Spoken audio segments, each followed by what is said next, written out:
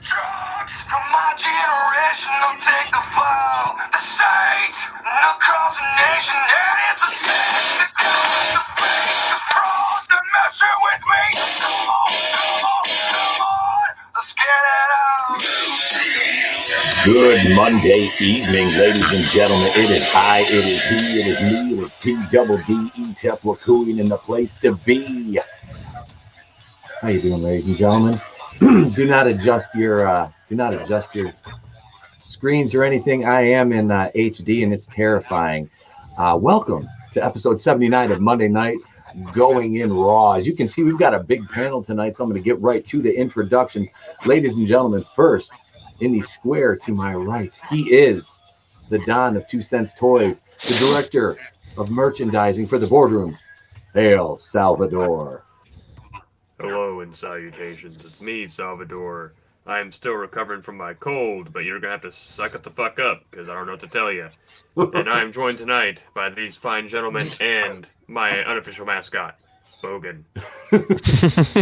Oh no! It's Bogan's back. Bogan. Is he hiding a roast tico under him somewhere? No, I can arrange that, though. He is currently munching on a whited out trooper. I was going to say, he ate the rose and the tico. Yeah. Rose, let me put my rose in your tico. All right. I like that Castle Grayskull layout there. I like the villains hiding up in there. Well, I guess Zodak is he's like a tweener. He's not really a heel. He's not really a baby face. He's kind of a tweener. Zodak is kind of a omnipotent in between. However, he was originally supposed to be a villain. That's why they gave him claws, that weird thing in the little monster feet. Mm-hmm.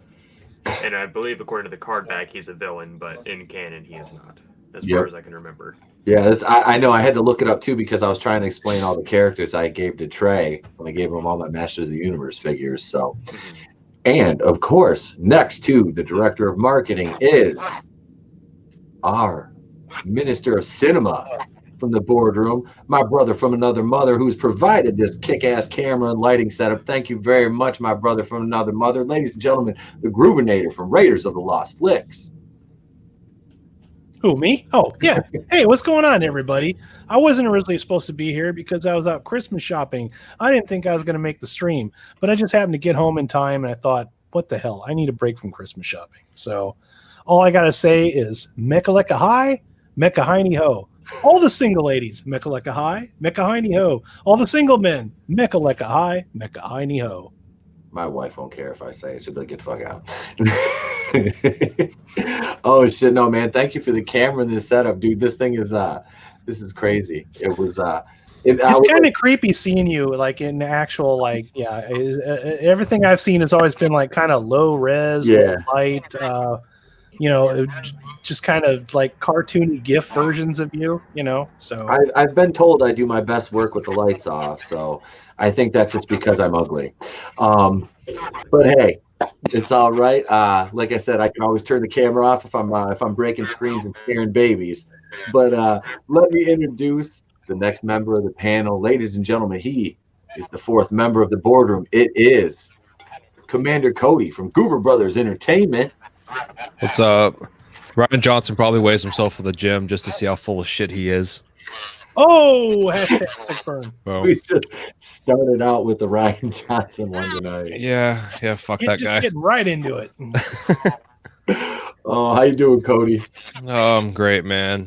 2 workouts, a full shift, and 2 protein shakes, and I'm feeling fine. Oh. That's way more motivated than I've been in the last 9 months. So congratulations on that. Yeah, I'm trying to eat better, so fucking kill me. Yeah, this is a difficult time to do it too over the holidays, man. That's tough. If I can do it during this time of year, I can do it whenever. Yeah. So I need pizza.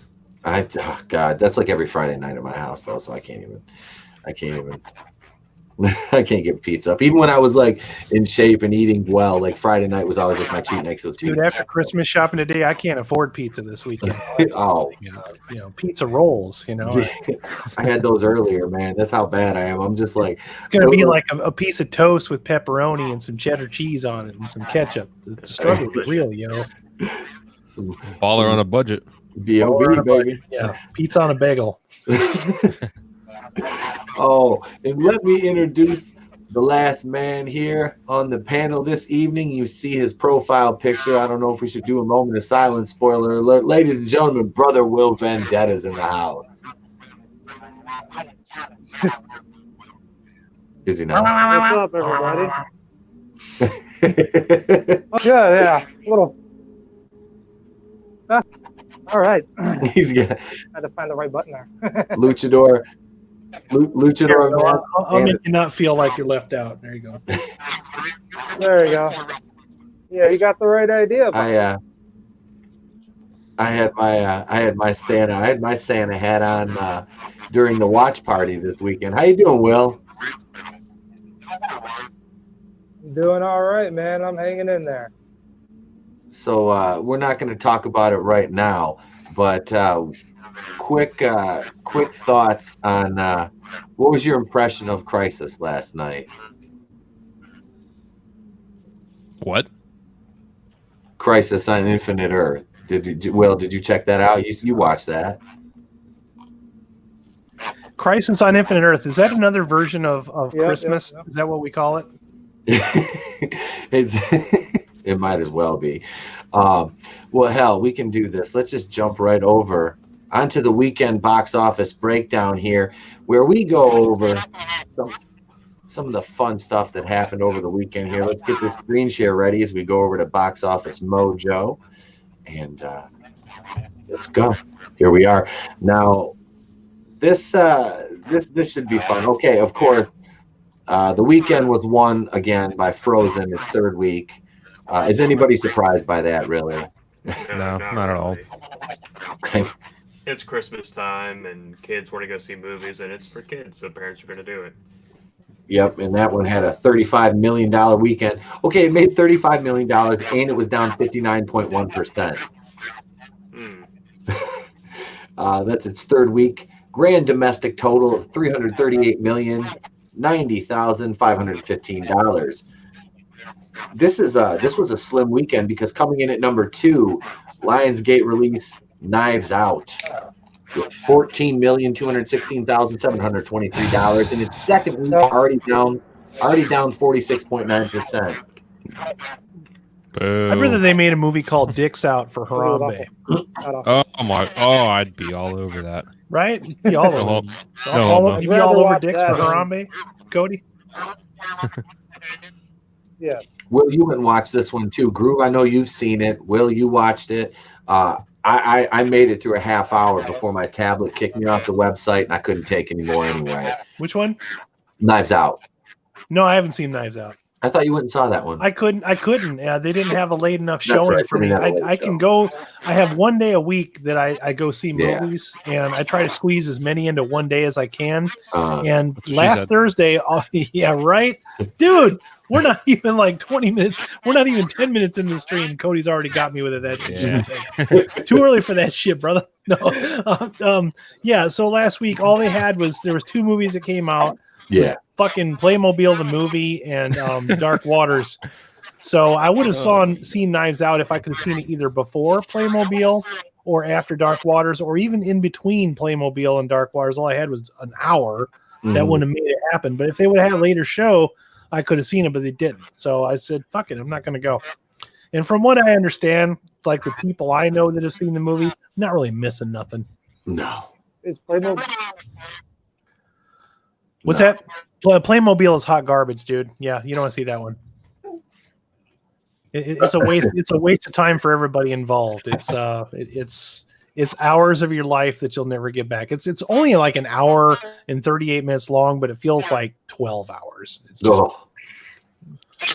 That's bad when you can take a Yeah. take a movie that's that short of a runtime and it feels Playmobil the movie is like, you know, when you Playmobil, go like to the the dollar grocery store store, version they have like of those generic Christmas specials in the dark bins up by the checkout lane. That's what Playmobil the movie is. It's like one of those. Okay, we're still getting some feedback there. Yeah, feedback there. Like heavy. So number 3, Ford. I'm getting a lot of lag on my end. Okay. Ford versus Ferrari, 20th Century Fox. 6 million. 6 million. 6,000. Oh, well, 6,000. Well, wow, $6,655,136. Wow, down 49.5%. This is kind of funny because it's right on par with number 4. But so this is the 4th week in the box office for Ford versus Ferrari. We've got let's see. It says it's been added to 161 theaters. So it's got a grand total of 91,228,489 in 4 weeks. Not too bad. I'm not entirely sure what the budget of this one was, but I can find out for you. All right, let me pop back on over here. That's my job. I'm the We movie got guy. everybody's still here. Okay, we're good. Let me go back over there so I can get out there. Okay, let's see here. Number 4, Queen and Slim. You let me know what the budget was when you find it, Groove. I sure as hell will. What the hell is Queen and Slim? Queen and Slim is a. I really don't know how to describe it. Looks like a modern day. Is it a long form commercial where Freddie Mercury plugs Virginia Slims?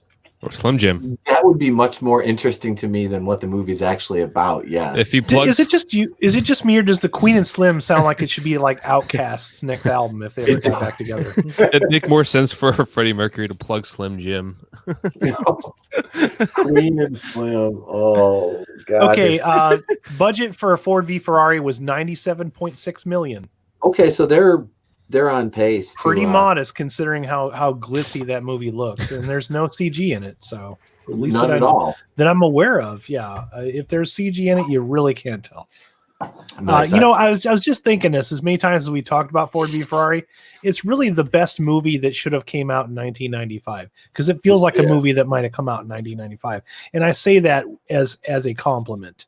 Like it just comes from that era where a lot more effort was being put into just a story and a movie about characters, a biopic, good acting. It feels like a movie that came out in 1995. Because a lot of those, they seem like it was like the little movie that could. A lot of the ones from that year, Yep. Well, it came out in that time where you go see a movie and you think, well, this probably won't be the best, but it won't be bad. Yeah. There's always a couple of those that came out. And you watch them like now, like, wow, I can't believe I never heard of that movie. When did it come out? Oh, no wonder, 1995. Yeah, my parents said the same thing when I was born. Oh, I'm sorry, Sal. It won't be bad. I was born in 95, so represent. I was like a sophomore in high school. God, I'm fucking old. That's also when Captain Marvel takes place, so yeah, kind of a downer. But Gross. boo. Speaking of that, the most beat her to the bogan. The movie with the most mistakes. Bogan. The movie with the most mistakes of the year, Cat Pan Mediocre. It took We Got This Covered how long to get at least one article right, and they finally did it. So Captain Marvel, is that a 2018 release or 2019 release? I forget now. That is a 2019. 2019. Seems like forever ago. See, I didn't see that one this year. Feels like last year.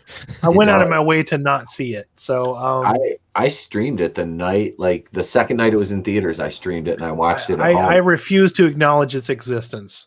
Oh, you're not missing anything. I saw it in theaters. It is the only Marvel movie that I have not seen. Damn. Just like Episode 9 will be the only Star Wars movie I've never seen. I haven't seen Ant-Man and Wasp or what? I didn't see Ant-Man and Wasp. It's been in my queue for like forever. I just never watch it. It's a good movie. I believe you. It's just I've just never been like, oh, I really want to watch Ant-Man and Wasp. Like, If you like the first one, you'll like this one. Yeah. Okay. Yeah, it also sets up Endgame and all that. Those are the two Marvel movies I have not seen. So Captain Marvel and Ant-Man versus Wasp. Literally, you don't have to see Captain Marvel. No. That's what I hear, so I didn't bother with it. Waste of my time. It doesn't add anything to the mythos at all. It's such a detraction and a just garbage retcon. And Spider-Man Far From Home sucks too. Yes, it does, buddy. I just saw that one recently. You ain't lying. I was so disappointed with that. I loved the trailers for it. Yeah. After watching it, I was so put off by that movie.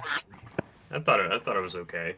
I just think it failed to have its own identity because it collapses under the weight of Endgame. Yeah. I mean, yeah, absolutely. But Big time. Like there maybe need to be a couple more movies before this one came out. yeah. Too much stuff about the blip in there. Right. and- But like half the movie is explaining all the shit that happened after Endgame so that we can have a normal Spider-Man movie. And then by the time you get to normal Spider-Man movie, it's like you're checked out, you don't care anymore. Yep. I just Peter think Park. I was too enthralled with Jake Gyllenhaal really doing a great Mysterio that He was good, but I was really distracted by things like Peter Tingle. Yeah, I've only seen it the one time when it was in theaters, so Same. I bought it on Black Friday on Blu-ray for like $5, so I intend to watch it again. And I'm I sure bought it too, Sal. I blind bought that one. They had a bunch of digitals on sale on Black Friday on Vudu, 4K, and I'm like, okay, well, this will probably be pretty good. And I'm watching. I'm like, yeah, it's a pretty looking movie, but its script kind of sucks. Yeah. That was my biggest problem with the movie was the script. It was just bad writing, bad script, bad lines. I've never been annoyed by Aunt May before. Oh, sorry. Yeah, the mom jeans, Like- dude. Wasn't really very becoming of Marissa Tomei, and I didn't think I'd ever say that in a sentence. No. I mean, she looks good. It's just she was annoying, and Peter Parker was retarded in this movie. And which you know really what? That's the pissed me first off. time I've ever been annoyed by Jon Favreau, and I'm pretty sure it's the script because Yeah, he was fine. everything he touches is magnificent. But yeah, he annoyed me in this movie. He was honestly one of my favorite parts of that movie. Okay, I did like Jake Gyllenhaal, but I knew he'd be good. It's just Right. Gyllenhaal maybe- was good. would have been nice if they'd have given him a little bit more personality. He seemed a lot more cartoonish than Mustache what- twirler. well, no, not a mustache twirler. He seemed more cartoonish than Michael Keaton from the first one. He was a better villain. That's Oh, Michael Keaton was bombing. He was great. Yeah, he was that's- great. And Gyllenhaal just wasn't quite as good as that. Yeah, I'm hoping that he didn't. Spoiler alert! That for anyone else, I'm hoping that he didn't actually die on the bridge, and that he'll be back. Because I mean, he is a special effects artist, so right, that's what I'm thinking. He needs to be more fleshed out.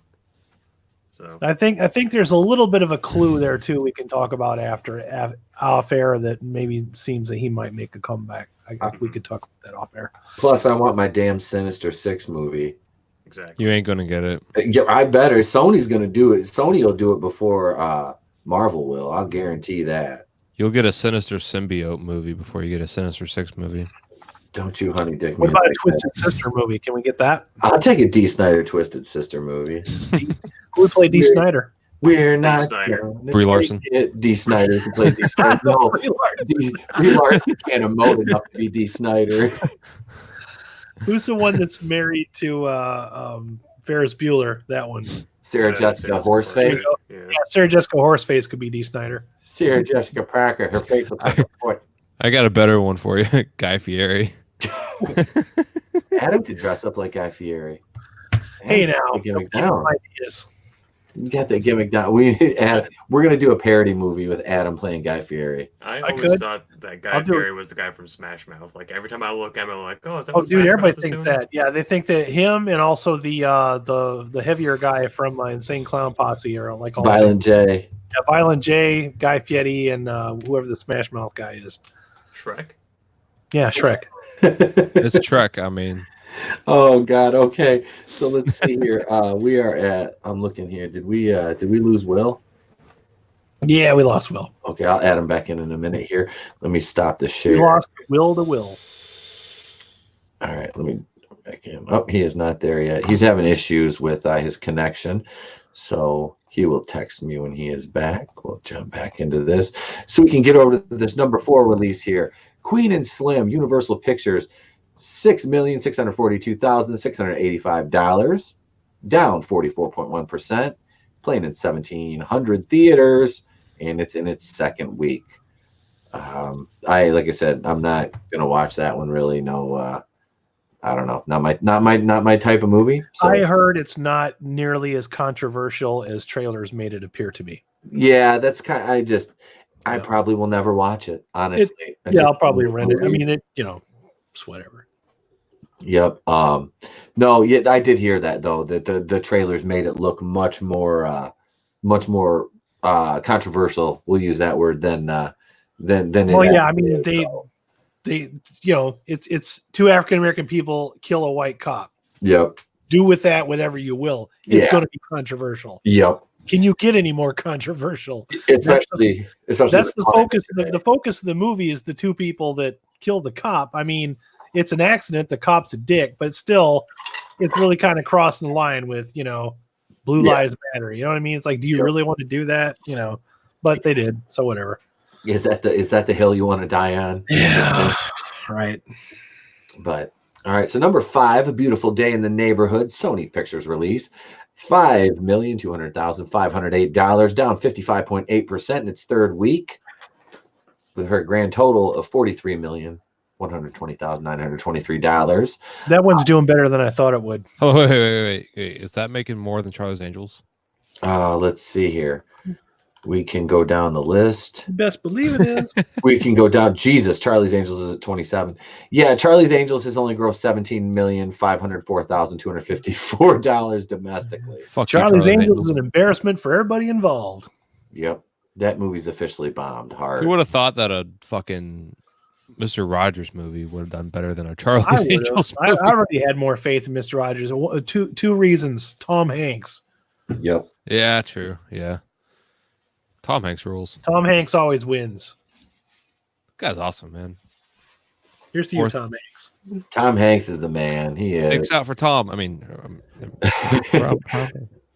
oh shit! Number 6, Dark Waters by Focus Features, $3,996,275. Fantastic movie.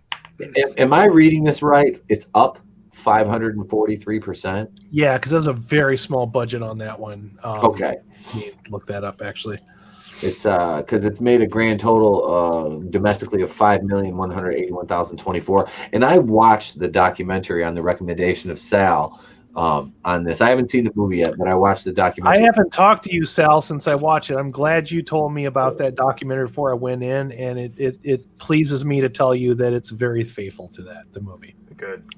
Very, very, very. In fact, one of the people in the documentary has a cameo in the movie. Bucky does. Yeah. Good. Yep.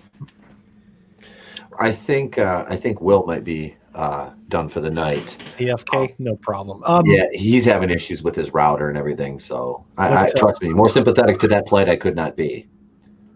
So this is a boardroom episode now, or it's a boardroom episode. It's an unofficial boardroom episode here. We'll try not to be our boardroom selves. Official flower business. It's hard not to get into character. Okay, yeah. Budget of Dark Waters is 88,000. Or am I reading that right? 800,000. So less than $1 million. Okay. Yeah, by today's standards, less than $1 million is pretty low. So yeah, 800,000 Dark Waters. Oh wait, no, that's the wrong Dark Waters. Hold on. This says Dark Waters 1944 film. Wrong movie. Well, a 1940 movie on a $800,000 budget. That's like having $1 billion budget on a movie today, isn't it? Oh yeah, 800,000 went a long way back then. Domestic. I can't seem to find the budget for this. Oh well, move on. I'll find it. Okay. So number 7 is 21 Bridges, STX Entertainment. That made $2,865,050, down 48.7%. It has left 200 theaters. It is at a total 3-week domestic gross, domestic total gross of $23,917,746. And all recommendations say just stay away from that movie. Number 8 is actually, this is kind of funny, especially when we get to the total gross. Playing with Fire, the John Cena Paramount movie, it made $2,033,369, down 51.8%. And its domestic total in 5 weeks is $42,015,694. 3 words: John Cena nipples. It's outgrossed. It beat Charlie's Angels. I saw it. It's a shitty kids movie, but I mean, you can watch and, take it how you will. But I mean, for kids, it's a good movie that don't think about it. Yeah. But as someone that can actually like watch a movie and like analyze it, it's fucking stupid. That makes no sense, but whatever. Take your kid to it. Let it just fucking eat popcorn and just a kind of mind-numbing, just like it's a very mind-numbing movie. Yeah, it's it's just like one of those. It's basically John Cena and like Keegan-Michael Key or whatever his name is. A bunch of dudes. They find these 3 kids in a burning house in the fucking mountains. They rescue them. They take them back to their like fire station, and usually if you do that, you like keep the kids there or the family or whatever. And then John Cena's like, no, we can't keep the kids here. Oh, it's so bad. And they're just like, yeah, we can just keep them here till tomorrow. He's like, no, it's such a big idea. It's just such a big deal. So he just like he bitches and moans about having the kids at his house like for one night. And it's just like, now they gotta get rid of them, and then he learns to love them, and then blah blah. It's just stupid.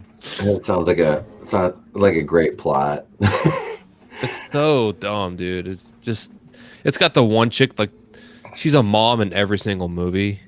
Judy Greer. Yes. I already knew it. She's a mom in every movie. Yep. She's in that. She's like the love interest for John Cena. She was the mom in Jamie Lee Curtis's daughter in the new Halloween, which sucked too. Yeah, that movie blew. Speaking of which, stay tuned. My Halloween 2018 review will be out. No, it's not. 2020. It'll be out in 2024 when the trilogy. It'll be out as soon as they find Jimmy Hoffa's body. God, that movie was so bad. I watched that at my cousin's house. I was like, "What the fuck is this?" Which movie? The Halloween, the new one. Oh yeah, that was stupid. I couldn't. Yeah, I didn't hate it as much as you guys did. I thought it was okay. I like playing with fire more. With Halloween though, I had like no expectations going into it, so I enjoyed it for the most part. I didn't think it was terrible. See, I like the original movie so much. I couldn't even. I was like, they're replacing all the canon with this. I'm like, get out of here. No. Man, no. It's like I told you guys. You got to get to a point to where you don't have to accept sequels to movies. You can just say, well, you know what? This is a thing. It came out after this thing. I don't have to keep following this thing if I don't want to. I've never been invested in Halloween, so I could have cared less. You really can't, because I went in there with no expectations, and then I came out with franchise is a train wreck as far as continuity goes. There's like 4 or 5 different overlapping timelines. It's bizarre. Yeah. All right, we'll finish getting through this top 10 here. Number 9, Midway Lionsgate made 1.9 million over the weekend, down 50%. Grand domestic total after 5 weeks, $53,395,608. And rounding out the top 10, Last Christmas by Paul Feig, who I'm sure right now we should just all have a moment of silence for Paul Feig's 2016 Ghostbusters, because that basically got wiped from fucking canon today. You should ask Paul Feig how his salt bath is. Oh yeah, he is. I'm sure. I haven't checked his Twitter today, which I should have, because I've been having some fun on Twitter with some memes. But yeah, so Last Christmas is $1,016,760, down 49.4%. Grand domestic total after 5 weeks of $33,453,935. And honorable mention, number 11, Joker, still hanging on. Still in there like a freaking Energizer bunny. I cannot find a budget on Dark Water, so all we can tell is it must have been very low, because it's making all of the monies. And how much is Joker made? Joker is all of the monies. All the money domestically right now. It's at a grand total of $332,112,814. Damn. Yeah, but it's, like you said, it's up over 1.1 billion now, I think, total. Goddamn Energizer bunny. Yep. It passed Dark Knight a long time ago. What is Dark Taint? Promare is the only movie that's been in the theater. I love the Dark Knight. I still think that's the best Abominable superhero movie out there. Abominable is an animated movie that's been in the theater for 11 weeks. It's made 11 weeks, made $60 million domestically. Once Upon a Time in Hollywood's been in for 20 weeks. The Lighthouse didn't come out at my local theater. I'm disappointed. That's disappointing. I wanted to see that too. After you talked me into it, I was like, man, that sounds like something I want to go see. But I'm gonna go out of my way to rent that when it's possible, or just straight up buy it. That has been the weekend box office breakdown. I think we can be done with that one right now. Let's see. Do we have anybody out there in the chat? Keely Chow, what's up, Keely Chow? How you doing? We actually interacted on. I think was it actually the Ghostbusters trailer? I think we commented a little bit. Either that or it was the Wonder Woman trailer. I remember because I was going through the net and it was like, I know that name. That's a subscriber. So I'm just left a little comment. So. Brother Will Vendetta said, sorry, the connection here is way too choppy, but the show must go on. Yep, man, sorry about it. We'll have you back on and we'll talk about Crisis next week, Will. We'll give her another shot because we'll just gloss over that section tonight.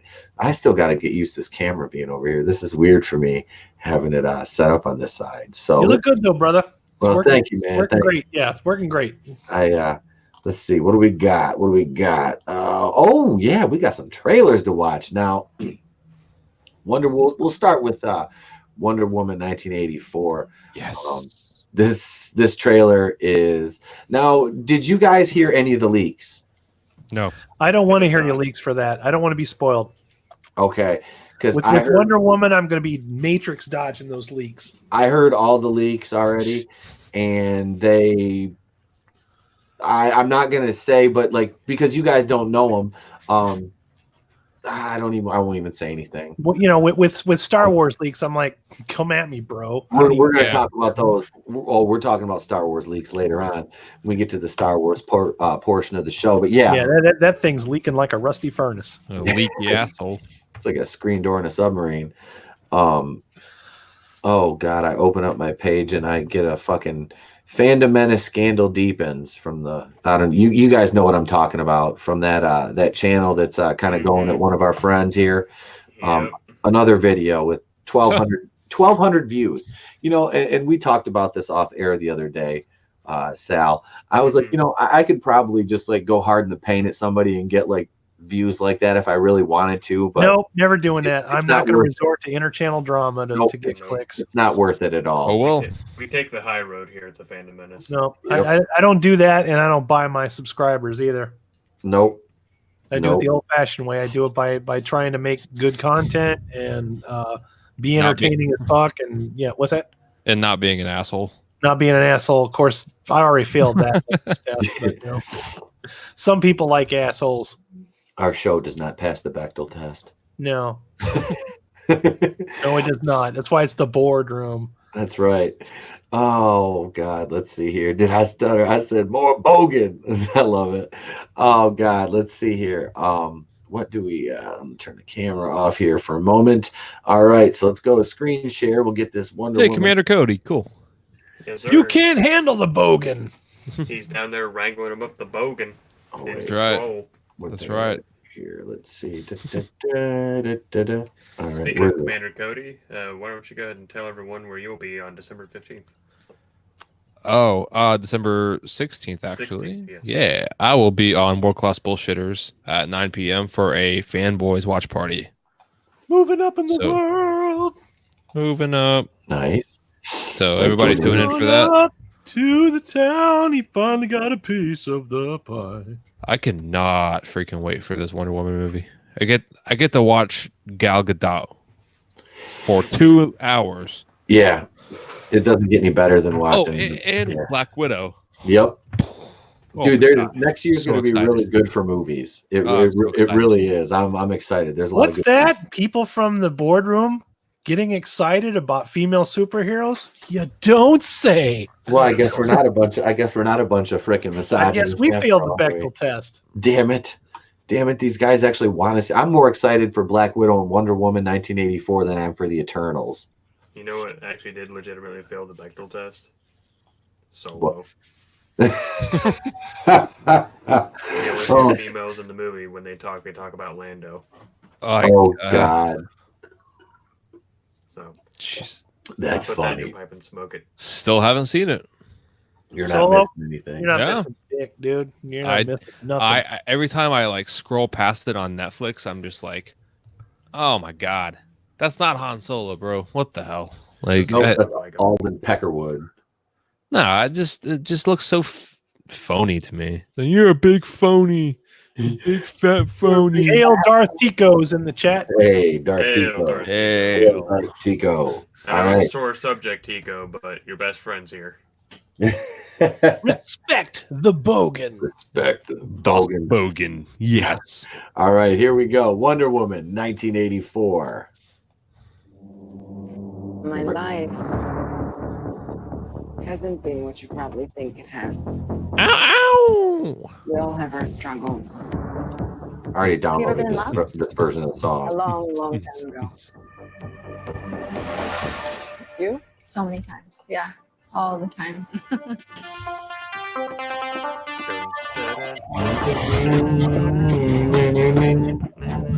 Blue Monday, bitches. Hell yeah, New Order. God. Welcome to Ooh. Life is good, but it can be better. And why shouldn't it be? There's the Mandalorian. All you need is to want it.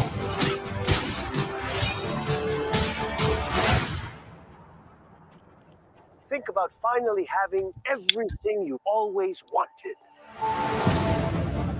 I can save today, but you can save the world.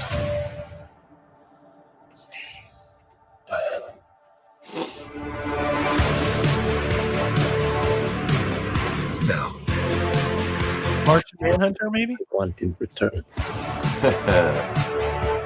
Everyone must see.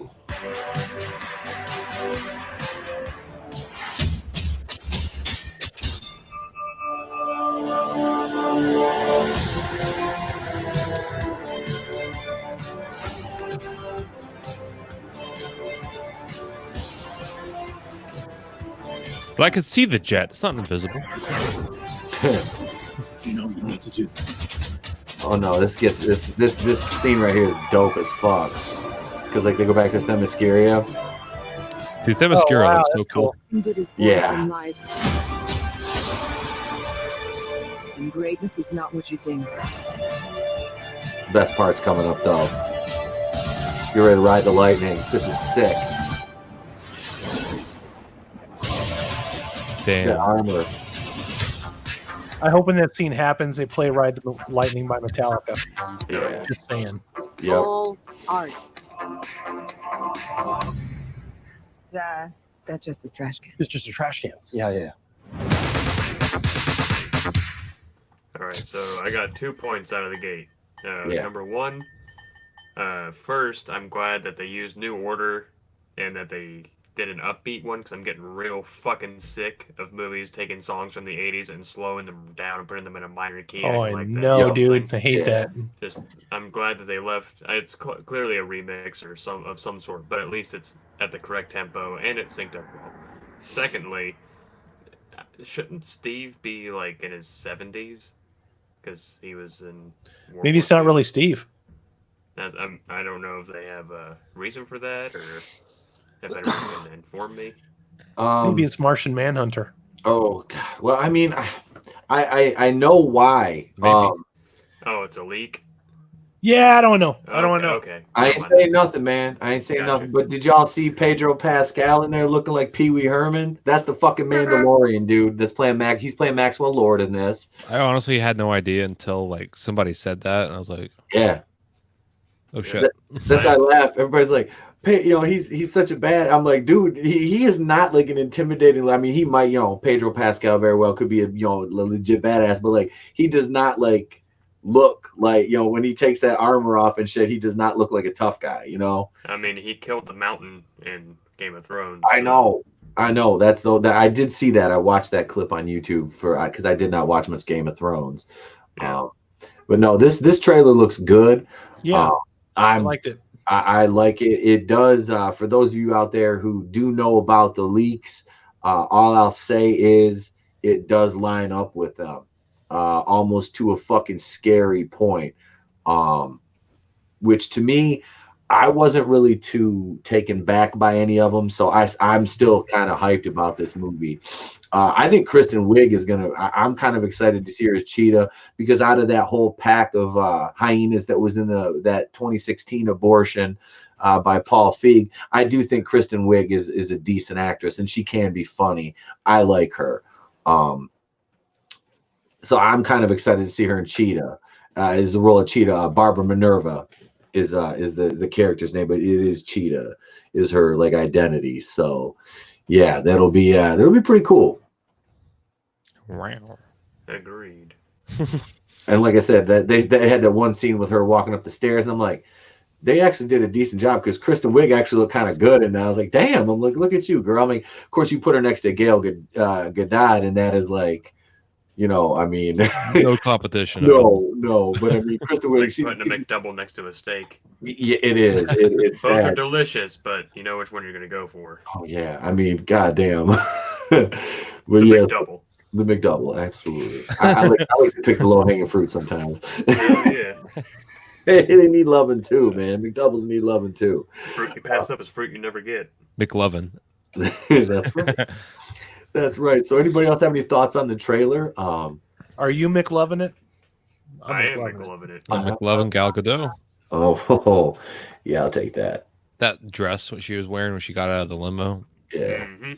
I mean that woman is like in like literal like perfection. And she really is, dude. She's a fucking goddess. Like IDF trained, like badass, like military, and just beautiful as all hell. And she goes to visit kids, like sick kids in the hospital and stuff. I mean, this is like a legitimate good person. This is why, you know, the Fandom Menace is like proud to support a movie like this, not just because she's beautiful, because she is, but because she's a beautiful person as well, like inside and out. Like, wait, you're telling me that Brie Larson buying movie tickets for her own movie is not good enough? she should have bought them little underprivileged kids some backpacks and school supplies instead of buying them tickets to see her shitty movie. No. Movie tickets are good enough, okay? So is making a tribute post to Stan Lee about yourself. Yeah. That's good enough. I want to do that. I'll have you know that those probably 30 movie tickets that she bought are on par. You know, that's helping the little girls getting acid thrown in their faces trying to go to school across the world. You know what I mean? That's making a difference. Yep. Yeah, that's teaching the fucking world how to, treat women. I see. Oh shit. Flair X is in the chat. He says, "Where was she when I was in?" Yeah. Hey, I'm sure there's a lot of cats out there asking themselves that damn question. I gotta give a hats off though. I don't think I've ever seen as many beautiful women in any fighting force as I have the IDF. Like, I don't know if it's just highlighted. I don't know if it's highlighted, but good Lord. I mean, and it makes me wonder why so many of my fellow Hebrew background folks, we go for the shiksas so much, because there's so many hot Jewish women, but all of us are afraid of a woman that'll end up like our mother. So that's why we all go for shiksas. So yeah, let's should we get to another trailer here? Because I could go on about shiksas all night. Let's see. We got I'm turning this damn camera off. Oh my god. Yeah, I'm gonna turn mine off here for a moment, because we're gonna do the Ghostbusters Afterlife trailer now. If anybody has anything else they want to add on the closing thoughts on Wonder Woman before we get to this one. Nope, nothing that would be okay in polite society. Same. All right, well, I appreciate that. And I respect it. All right, so let's see here. Flair X says there are a ton of women in the IDF that are hot. Yeah, they have a page on Facebook. It's like Women in the IDF. It's either our Twitter or Instagram. I don't know. I follow one of them. You don't have to be lonely at idfonly.com. Can I mail order one of those? Is that how that works? All right. Well, ladies and gentlemen, if I didn't just get me too, here comes Ghostbusters Afterlife. Yay! This is. I think this one will make Sony some money. I really do. So, let's go. What are you doing here in Somerville anyway? Honestly, my mom won't say it, but we're totally broke. And the only thing that's left in our name is this creepy old farmhouse our grandfather left us in the middle of nowhere. Entertainment value? What is that? I don't know. Do you want to float? Uh-oh. Somehow, a town that isn't anywhere near a tectonic LeBron. that has no fault lines, no fracking, no loud music, Paul Rudd is shaking on a daily basis. Look at all those No donuts. fracking loud music. Under the dining table now! Hey, remember that one summer we died under a table? I found this in my living room. Whoa, killer replica. A replica of what? A ghost trap? There hasn't been a ghost sighting in 30 years. That line right there. New York in the 80s? It's like The Walking Dead. Your dad never mentioned this to you? It's just my mom. My grandfather died. My mom says we're just here to pick through the rubble of his life. Wait a minute. Who are you?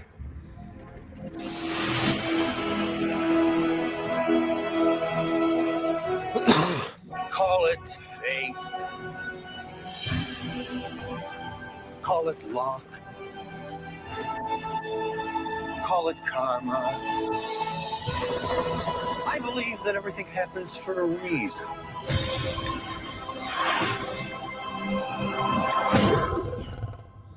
Come on, darling.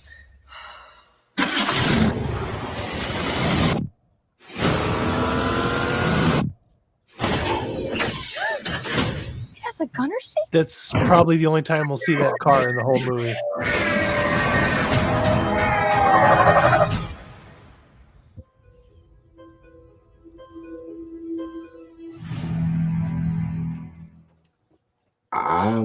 Yeah. I'm not feeling that one. Really? No. No, I'm not. I'm thinking it's a honey dick, kind of like Force Yeah. Awakens. Yeah. I'm thinking that's you know, I mean, at this point I get, you know, you gotta bring in, just stop trying to reboot this franchise. Just fucking stop it. They're going to try to summon the actual ghost from the first movie, just like the Force Awakens did. Yeah. Yeah, You that's know, right. I just yeah. Yeah, I think that was one of fucking Gozer's dogs or Zool or something on the hood. Like, I legitimately think that's what that is. I feel like in the where the well is, this is me, pure speculation, conjecture. I think that before Egon died, because I'm pretty sure that's who they're trying to say it's who his grandfather is. Yep. I think he relocated all the ghosts from Ghostbusters, that entire thing, and buried it underground, and then it's cracked or something from erosion, and that Gozer and all of them are getting out. That's what I think. That's probably a pretty good estimate, man. I'm getting that Stranger Things vibe, and my problem with that is that I feel like that nostalgia train of Stranger Things has left. That train has left town a long time ago. Didn't they do a Ghostbusters episode in that? Sort of. Yeah. It was Halloween. It was them in the 8th grade, and you know how when you're a kid, it's Halloween, you're supposed to wear your costume to school? Yeah. Well, the 4 of them go as 3 of the Ghostbusters, because 2 of them double up as Venkman. Yep. And they're the only kids in the 8th grade dressed in their Halloween costumes. Yep. And I think it's one of those cases where some dumb exec saw that episode and thought, bruh, we should totally do it this way. We should we should totally make this into a movie. Because people love this show. Look at the numbers. Oh my God. Money. I just feel bad for Ian Wolford because he's like stuck playing these like kind of 80s-ish. He's stuck in a genre trap. Yeah. So we'll be seeing him at like Horror Hound and all those kind of conventions in 30 years. He's going to be the next Jake Lloyd. Oh God. Don't put that on anybody. I don't want to put that on anybody, but he's falling into that trap. The only thing is he's already had like 2 more movies more than Jake Lloyd did. So I'll say Jake Lloyd didn't do anything outside of Star Wars ever, did he? He did Jingle All the Way. Oh, well, yeah, it was Jingle All the Way first, and then The Phantom Menace, and then I think a Star Wars video game, and that's about it on his IMDb page. Finn Wolford's going to be old enough to do the John Wick reboot. The John Wick reboot. And that's like the thing is that it took me out of the movie a little bit when he drove Ecto 1, but I have to remember that the kid's like 17. He just keeps playing to 13, 14 because of Stranger Things. Yeah. So I feel like he's going to fall into that because he still looks baby-faced, so I feel like he might be stuck playing that age range for a while. Just like the guy that plays Steve Harrington or whatever his name is in Stranger Things, actually like in his 30s. Yeah. Is he really? Mm-hmm. Like my feeling is, don't get me wrong, I love Stranger Things, but I feel like the nostalgia of that and the fun like wore its welcome out about 2 years ago. Yeah. What season are they up to on that now? 3. They've done 3. The first 2 were magnificent. The third was good for a while until it wasn't. Yeah. That's on Netflix, I think, isn't it? Correct. Netflix exclusive. Yeah. I have never had a desire to watch it. You'd like it if you like the Spielberg Carpenter era of 80s horror and sci-fi. Then it's very, very faithful to that. It's a throwback to that.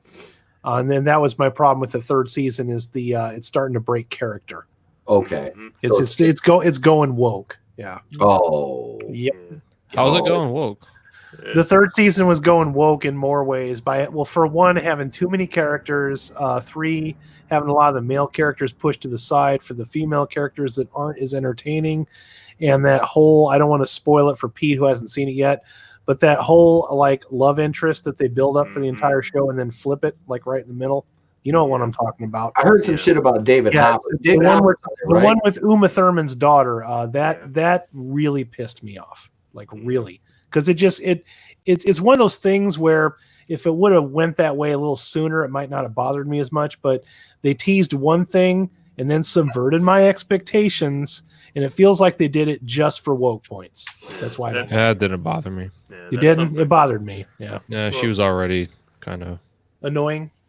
No, she was already kind of like dude-ish. Okay, gotcha. So they flipped one over to the other side. We kind of spoiled it for you. Yeah. No, I was trying to dodge it, but yeah, that was my fuck you moment for the season. I was like, fuck you, Stranger Things. So the reason why it was a fuck you moment for me is that this place, it takes place in Hawking, Indiana or something like that. So this Hawking, Indiana in 1986 or 87. Yeah.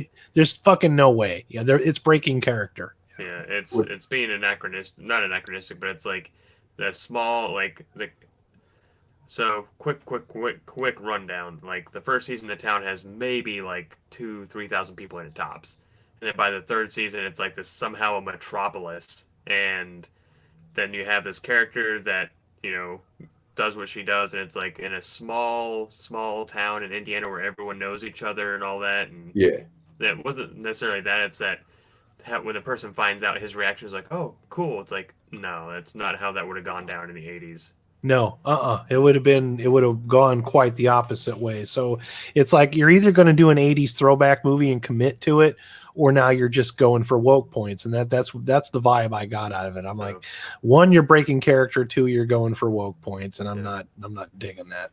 And there was a character that was introduced, I think, in the second season, Lucas's little sister. Oh, she was annoying as fuck. I agree with you guys on that. Yeah, some people thought she was kind of funny and cute because she was just in little quantities in the second season, and then they gave her way, way, way too much dialogue in the third season. And the problem with the third season, there's too many fucking characters. There are way too many characters in the show. It was fun the first season when it was this dynamic of these like 4 or 5 kids, and now it's like 12 kids that don't really necessarily work well together. And the whole third season hinges on a single line of dialogue that they say in the second season. Yeah. So it's kind of like it's a pretty weak premise at that. And also, dude, David Arbor and Winona Ryder, no chemistry, none. Are they supposed to be a couple in the show? What's that? No. Are they supposed to be a couple in the show? Because wasn't there some controversy about David Arbor's character being like abusive or some shit? There was during the third season. I can't remember because I remember reading some stories about like there were some. No, he never come off as abusive. He was strict, but it makes sense within the constraints of his character and his background. Right. But He's the chief of police in a small Midwest town. Yeah. You know what I with mean? a girl that has superpowers. I mean, Right. And he's trying to protect her. Yeah. He's an alcoholic. He's also a raging alcoholic, but he doesn't have any chemistry with Winona Ryder, and it was so bad. I kind of got that because he's a fucking asshole and she's a kind of annoying bitch, and I mean, Basically, I get it. Cody like, doesn't sugarcoat nothing. He just lets it all out He's there. an asshole. No, too. I mean, Cody's like, here I am. no, I mean, seriously, like she No, was, yeah, she was it's- annoying. She's like, magnets. Well, Fucking I listen to me, liked magnets. her. I really liked Winona Ryder in that first season, man. I was like, oh my god, Winona Ryder's back, because I used to like her when she was younger, and then she started taking on more dramatic roles, and she's not really a good dramatic actress, in my opinion. She's good in genre films, and I think she should stay in genre films. And case in point, I thought she was terrible in Bram Stoker's Dracula. As much as I love Bram Stoker's Dracula, she was terrible in that movie. But I digress. She's good in Stranger Things until season 3, until she became completely annoying. Yeah. So basically, what we're saying is watch season 1 and 2. Okay. Just watch season 1 and 2 and just skip out on season 3. Just watch 3. Watch 3. What up, Lincoln7? How you doing, man? He says, what up, fellas? I finally recovered from my alcohol poisoning from the Star Wars Holiday Special. Dude, I've been watching. I'm sorry, Alex. I didn't mean to lead you down the wrong path. I was right there with you, man. I've been watching that on the replay. Oh, have you been watching on replay? It's so fucking funny. You guys Isn't it terrible though? It's so terrible. Oh, it's so bad, terrible. dude. My favorite part was like seeing you guys, mainly Monica, like reacting to the first cooking reactions. scene. The cooking part, Stir like fucking with Medea cooking something. See, all of us nerds, we've seen that movie at least 2 or 3 times. Yep. So watching it with somebody that hasn't seen it before is a fantastic litmus test for just how bad it is. I mean, It's always priceless. her reactions was everybody's reaction when they first saw it. Like, what the fuck am I watching? Right? Yeah. The smoking was the controversy in that Yep. show, Pete. Yep. It was just Okay. so stupid. Like All right. they were just like, "Oh, why are they smoking People so many can't smoke in cigarettes?" the 80s like fucking everybody did back then. Yeah, I was So, gonna say that's a non-issue because most everybody- people started to quit smoking like the late 80s, early 90s. So All right, No, so okay, so let's I guess so we're wrapped up on Stranger Things and Ghostbusters. I mean, Stranger Ghostbusters. Stranger Ghostbusters. Kylo Ren Jr. I have to do the 12 steps now. Yeah. Damn it, Alex. Yeah. Don't skip step 9. Nobody likes a step skipper. Just play hopscotch and just call it a day. Oh, here we go. Look at it this way, Alex. It's like we said a million times on that stream. It's better than episode 9 or 8. It's better than Last Jedi. I don't have a drink. I Yeah, just better than Last Jedi. All that is better than Last Jedi. If you set the bar low enough. Yep. Yeah, the bar was down at the bottom of the ocean for that one. You set the bar low enough, you can limbo. If you All set right. the bar low enough, push it back up. So Bench press. let's talk Good one. Star Wars and the dumpster fire surrounding episode 9. Oh gosh, do we have to? Oh yeah. This We is have to. it's Star Wars. Why not? Yeah, you know what? That dumpster fire though, that dumpster fire is going to keep all of them really warm when they're homeless and out of work because they made episode 9. Boom, Yep. meta joke. Oh, this is a great little article here. But I almost forgot something. Have you guys heard of the movie, that Ryan Reynolds movie, Free Guy? Darth Plagueis the Wise. Oh, sorry. Yes. No. Have you, Cody? You have? Yeah. Yeah, I Did you saw see the trailer. You see Yeah. the trailer for it? Adam, did you see that one yet? Pretty cool. Which one? Free Guy with Ryan Reynolds. No.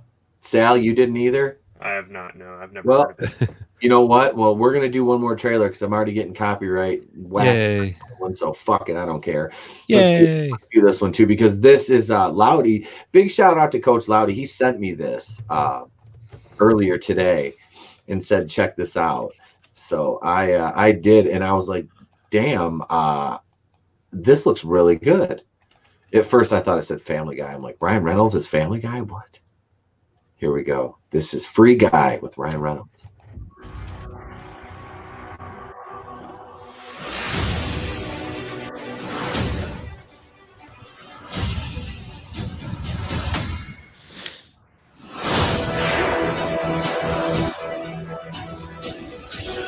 Is this it? Yeah. That is the wrong damn trailer. Yeah, is this Man of Steel 2?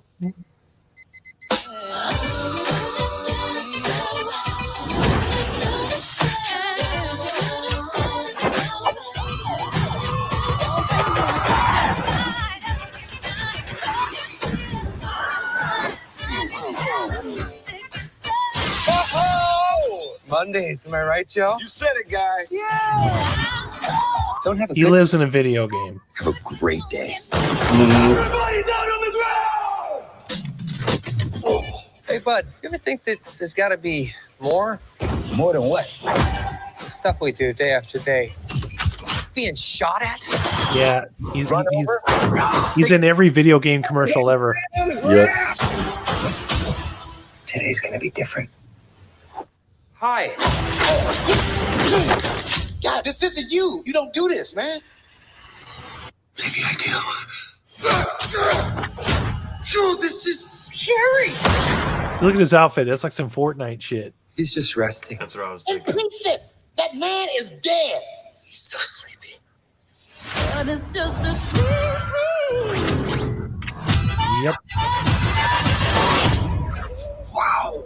That Fortnite in the movie. Yep. That's what I thought too. Fortnite, Grand Theft Auto, Saints I Row. love Fortnite. Yeah.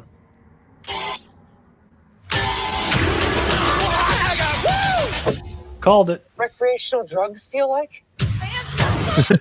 Guy, this world, it's a video game.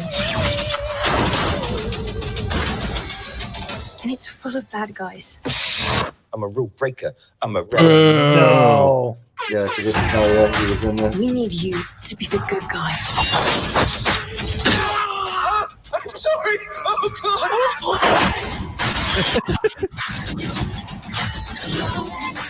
Wow. Giddy up! Is that a Glock in your pocket? No, What? it's 2 blocks. Oh! I'm not gonna Wow.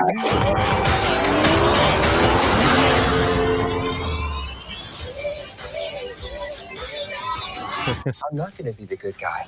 I'm gonna be the great guy. Okay. Well, enjoy your lifetime supply of virginity. Off you go.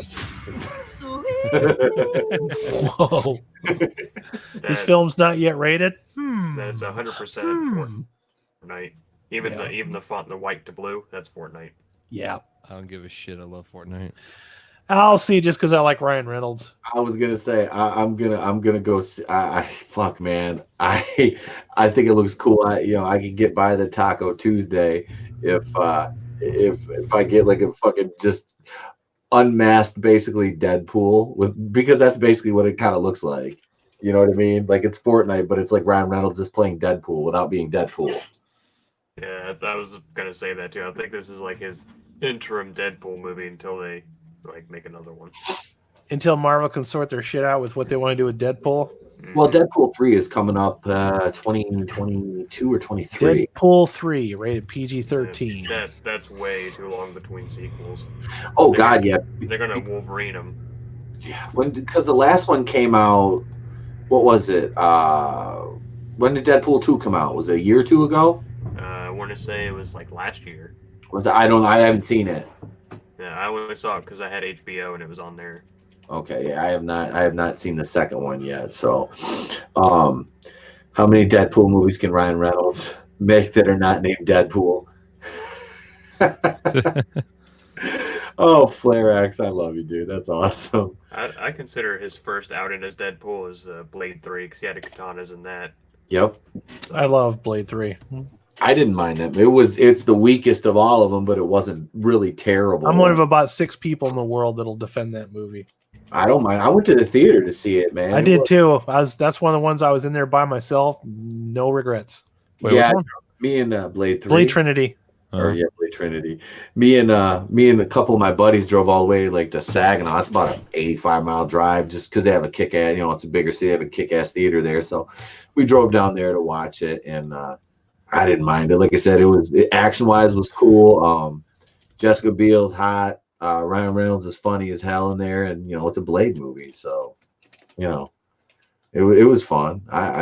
It's not the greatest one, but I don't hate it or anything. I'm not, my senses aren't offended by it. But let's see. Flare X says, what does that make me? Raiders number 7? Cool, dude. Nice to know that I'm not alone. X 7 says, I love Blade Trinity. Good. This is why these people are my friends. Fuck it. I'm out. Fuck Tiki Barber. Oh, poor Taco Tuesday. Oh, wait, here we go. Ryan Reynolds is Quagmire. Make it happen. All right. That would be, Ryan Reynolds would be he'd be a perfect Quagmire. Let's see. People complain about the comedy, but that's how Hannibal King is in the comics. He's a goofy character. Well, then that doesn't, are they talking to the Blade comics? Yeah.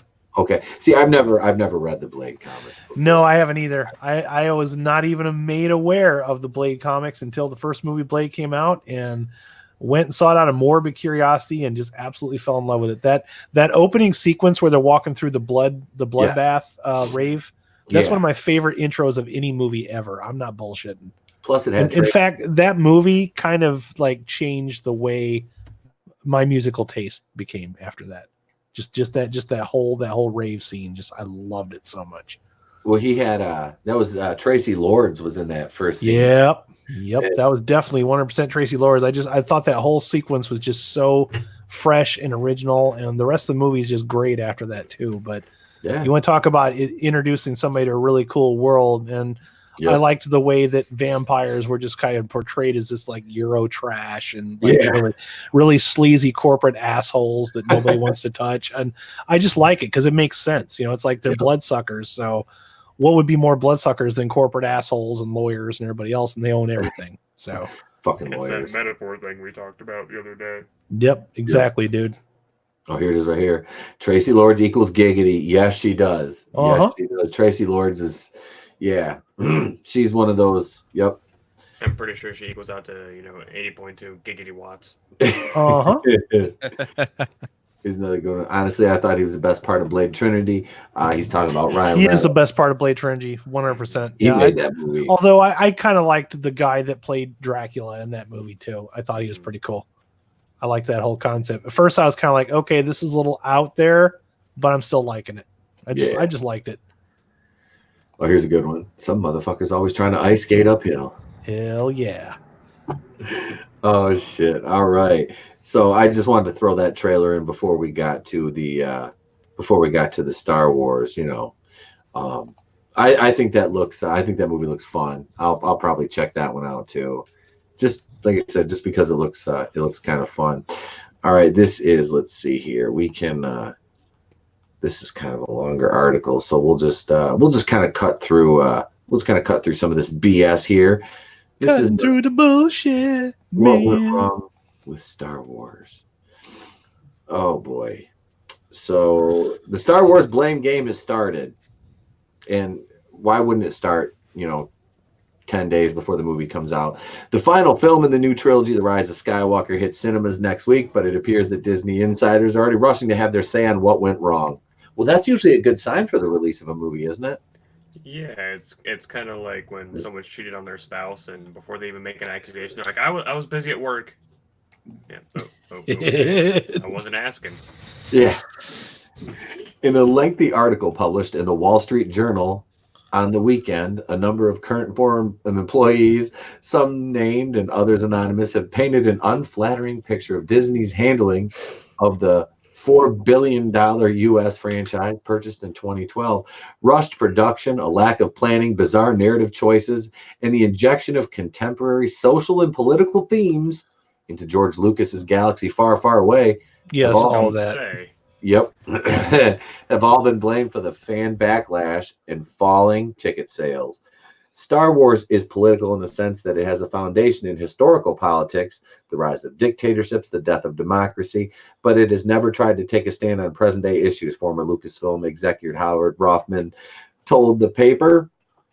Mr. Rothman, who joined the company in 1980 and left 2 years ago, said, I have to actually disagree with that little part right there. Can I interrupt just for that part for a second? I have to disagree with that part because there was that whole issue in Revenge of the Sith where actually not even Revenge of the Sith, Attack of the Clones, where Palpatine elects himself emergency powers. That was going on exactly the same time that GW was going through that with the whatever we called that. The Patriot Act.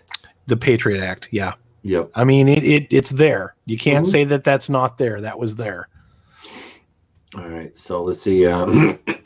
Mr. Rothman, who joined the company in 1980, left 2 years ago, said, excuse me, some viewers now attribute contemporary motives to the content of the new films. In a separate interview with Rolling Stone last week, Billy D. Williams, who played Lando Calrissian in The Empire Strikes Back and reprises his role in The Rise of Skywalker, made a similar comment when discussing the 2018 box office bomb Solo, in which his role was played by Dawn Glover. Williams praised Dawn Glover as an actor, but said his hair was not how I thought of Lando. He was more Afrocentric with his hair. I have nothing against that, but when I created in China, but when I created Lando, he was beyond all of that, he said. Williams said Lucas hadn't written Lando as a specific race. He was also not a fan of the film's suggestion that Lando was in love with a droid.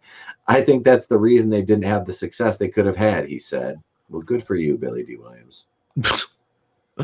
Good for you. I mean, he's not wrong. He's not at all. No, I'm being serious. Can't disagree with that at all. I mean, I'm not agreeing with him on the part about Donald Glover's hair, because I don't really care, what his hair looked like in the movie. I just didn't think he was a good character. He didn't portray Lando. I was excited for him to be Lando. I liked him on Community. He was actually in the movie, and I thought, didn't really bring anything extra to that, did you? Yep. He was just doing a Billy D impression, and not a very good one. I remember, what was it? Probably when Community was at its heyday, like 2007. There was a huge push to have him play Miles Morales. Yeah. Like when I heard, I'd have been okay with that. Yeah. When I heard he was cast as Lando, I was like, awesome, because he's a known Star Wars nerd and everything else. Yep. But I feel like when he was playing Lando, he was just doing like a Billy D. Williams impression the entire time, not being Lando.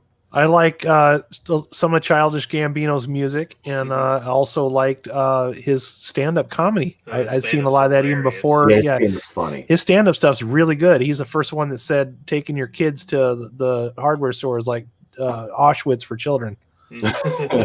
Just that I've never forgotten that since I've seen that stand-up special. He's the one that said that. I'm like, oh my God, he's right. At least when I was a little kid, we didn't have those big hardware stores like that. So yeah. That's funny. There's nothing fun for a kid at the Home Depot, ladies and gentlemen. Don't make them do it. No, there's not. Well, let's see. Because they were going for something that was topical instead of an adventure that's far beyond those questions. If you're talking about this huge, incredible story, why lock yourself into a tiny moment between a character like Lando and his robot friend? Boy, Billy D is still pretty sharp. Oh, here's our favorite character right here. Look at her slapping down the patriarchy. She's got a derp face right there. And that was the biggest disappointment, too, because I liked, up until that movie, liked Laura Dern until she showed up as that character. Do you think you can talk to me like that? Instant regret. Instant. You know what I'm saying? Just you don't want to put giraffe neck in a turtleneck sweater. Now I'm at the point where I almost don't want to see her in anything anymore. I know. Ugh. I don't even want to see her in another Jurassic Park movie. I know. She's going to Jurassic World or whatever they're calling it. The next Jurassic World too. Geriatric Jurassics. I want to see her with Bogan. You can see her with Bogan. I don't. Bogan will be taking advantage of her. While highlighting the box office success of the 2015's Force Awakens and a positive reaction to the new Disney Plus streaming show The Mandalorian, the Wall Street Journal delves into the fan backlash of 2017's The Last Jedi. And this is the part of the article I really want to focus on. We'll kind of just break into a discussion after this. Ticket sales for the Rian Johnson directed Squeakquel were 33% lower than Jar Jar Abrams' first outing. After the final film in the new trilogy, Disney says it will stop and reassess its strategy. We're going to hit pause, said Disney. Reassess its strategy. this motherfucker has said we're going to hit pause like 8 times, and then they announce a new project the next week. That's corporate speak for, was this worth it? Did we lose? Are we in the red on this shit? Yeah. Yep. Reassess our strategy. That's a good one. What even is their strategy? They don't have a strategy. Their strategy is to make all of the money or don't fuck with it. The only thing I see is Baby Yoda. That's their strategy. Yep. That is literally it. True. I bet you they rebrand that whole fucking theme park to the Mandalorian, because they know that's the only thing they got that's got the fans on a rope right now. Speaking of, I'd be remiss in my duties and not discuss toys for a split second about Star Wars and Episode 9 and all that kind of shit. So I've shown you all the pictures of the sold stuff on eBay. Interestingly enough, they are putting out Baby Yoda plushes and the like. So Kenner had the Star Wars license in perpetuity or whatever, basically forever. Hasbro bought them, so Hasbro has the license forever.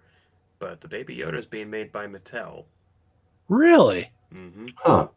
I'm Baby anxious to Yoda's- see what Mattel will bring to the table. Yeah. So, some might be some cracks forming over there. Just saying. Huh. That's Wow. where it all starts. Yeah. Yep. Can I get a life-size Ewok, please? Absolutely. Oh, I I've fucking got- want one. I've I want still got my cuddle with it. I've still got my 2 little stuffed Ewoks from 1983. Huh. Was it Wicket. Wicket and Mookie? I think it is. Yep, Wicket and Mookie. I've got Trey sleeps with them every night. Yeah. Let's see. Unlike the meticulously plotted Marvel Cinematic Universe, which culminated in this year's Avengers Endgame, former employees say Lucasfilm has determined the overarching Star Wars storyline from movie to movie.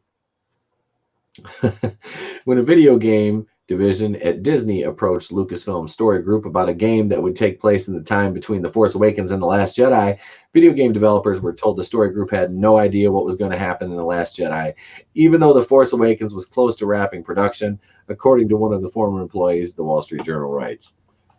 So I think this... let's see. Since different directors were handling the films, Last Jedi director Rhiannon Roundhead Johnson was forced to wait to see how The Force Awakens director Jar Jar Abrams would finish his movie before he could finalize his own script. While Roundhead Johnson was shooting The Last Dumpster Fire, an installment that he took the series in unexpected directions, to say the least, Lucasfilm executives had little idea how they would wrap up the trilogy in the film that followed, the one premiering this month, according to the executives who worked there at the time. Okay, we can stop with this, but so this just sounds like they have no idea what the hell they are doing over there. Like none. Like do they not? I mean, like Bob Iger. Does Bob Iger have any control over anything right now? The whole thing feels like they took over the money printing press, but nobody bothered to give them the instructions. Yeah. That's it. That's this whole Disney Star Wars feels like. It's like they're experimenting with shit until they figure out how it works again.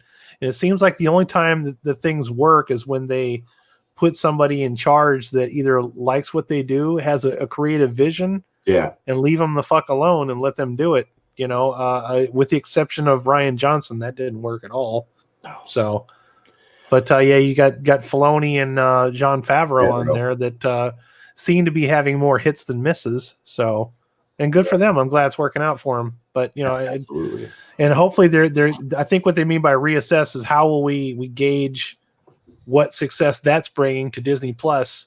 Can we carry that over into the box office? Yeah, they'll have to have a Mandalorian movie. That's. I'm calling it right now. There'll be a Mandalorian crossover movie like they did with X-Files. Mm-hmm.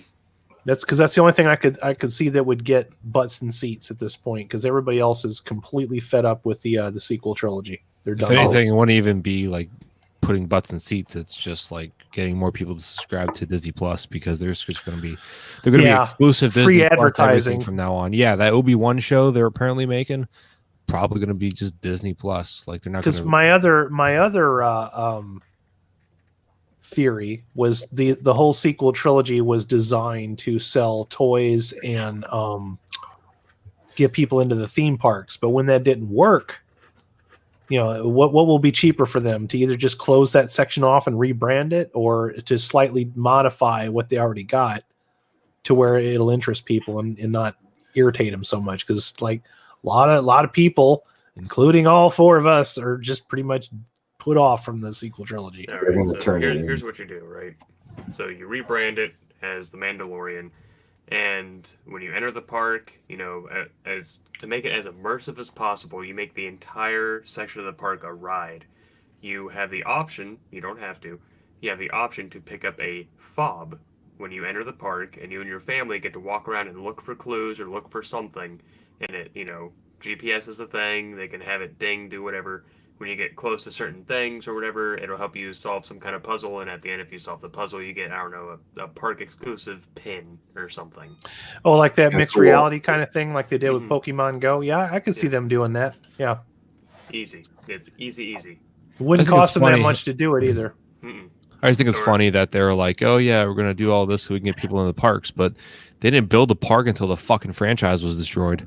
No, Yeah. what they built Then it was finally came out, and everyone's like, "Why aren't you going to the Star Wars park?" It's like, what do you think? and I'm not defending them, but those plans for the park were in place like right around the same time that they started making The Force Awakens, if not directly after The Force Awakens, which after The Force Awakens came out, that movie made all of the money in the universe. So Yes, it did. once those plans go into place, it takes a while to catch up. So the franchise was busted by the time the park opened, but it wasn't like they said, "Oh, hey, people hate Star Wars. Let's make all these billion-dollar theme parks." You know, It was wasn't already that- busted. The thing Yeah. is that they already had Star Tours, and Star Tours was just fine.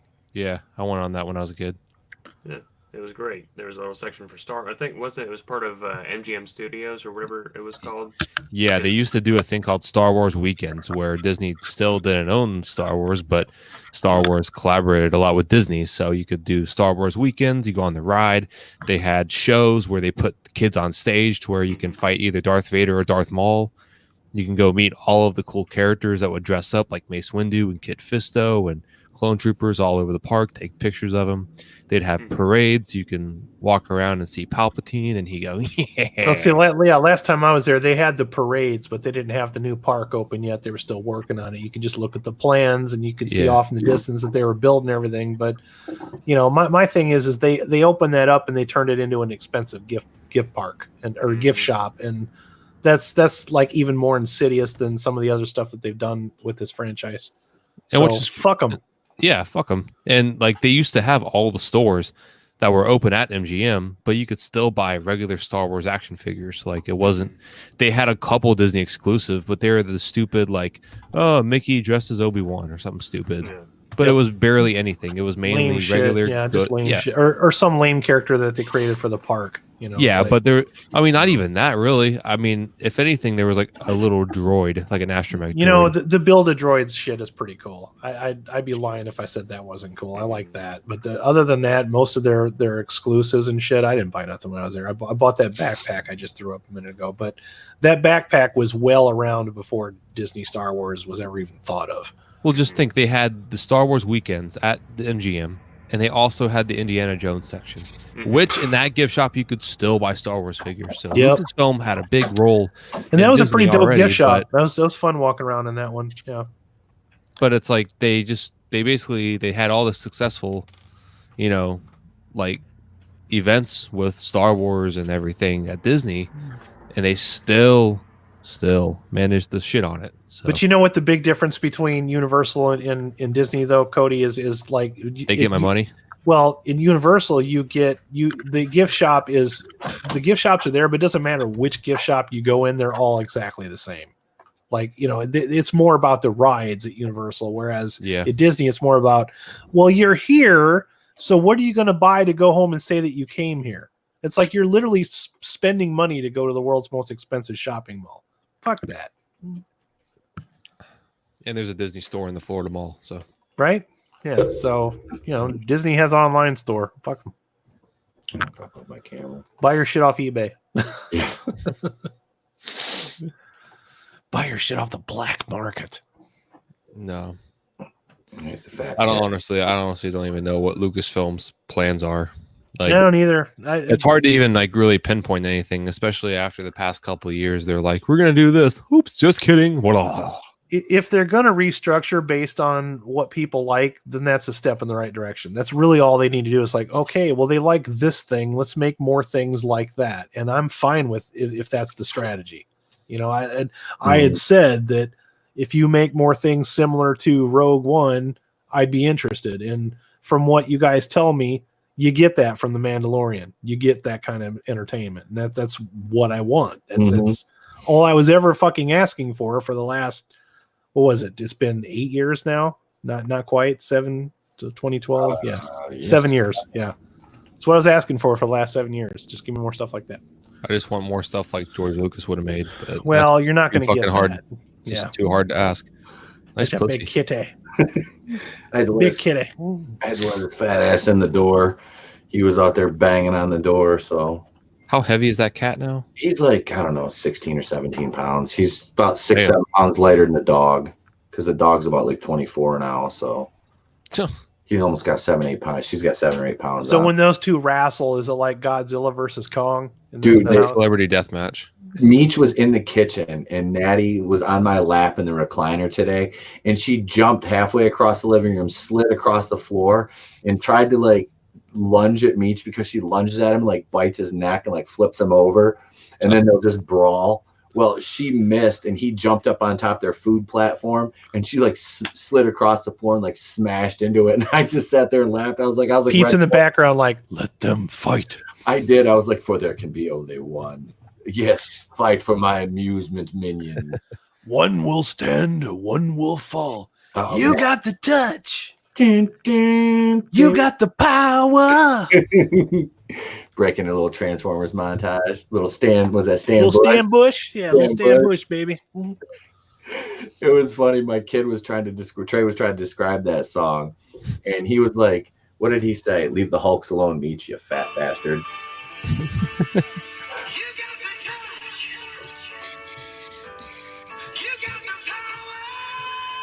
Cat, get off. right. Yo, Pete, real quick, hire Flare X's comment. Well, which one? If Lucasfilm was in charge of the firing squad, it would be ready, fire, aim, then make excuses. That's true. That is that I think that is true, because I mean, well, their actions just totally speak louder than anything. They're just they're pathetic. And they truly are. I mean, you've got this like it's having the golden goose and slaughtering it to get one egg out of it.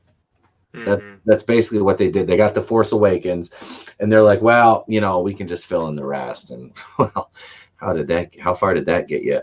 Speaking of how far did that get you, I'm sure you guys have all heard the leaks now from episode 9.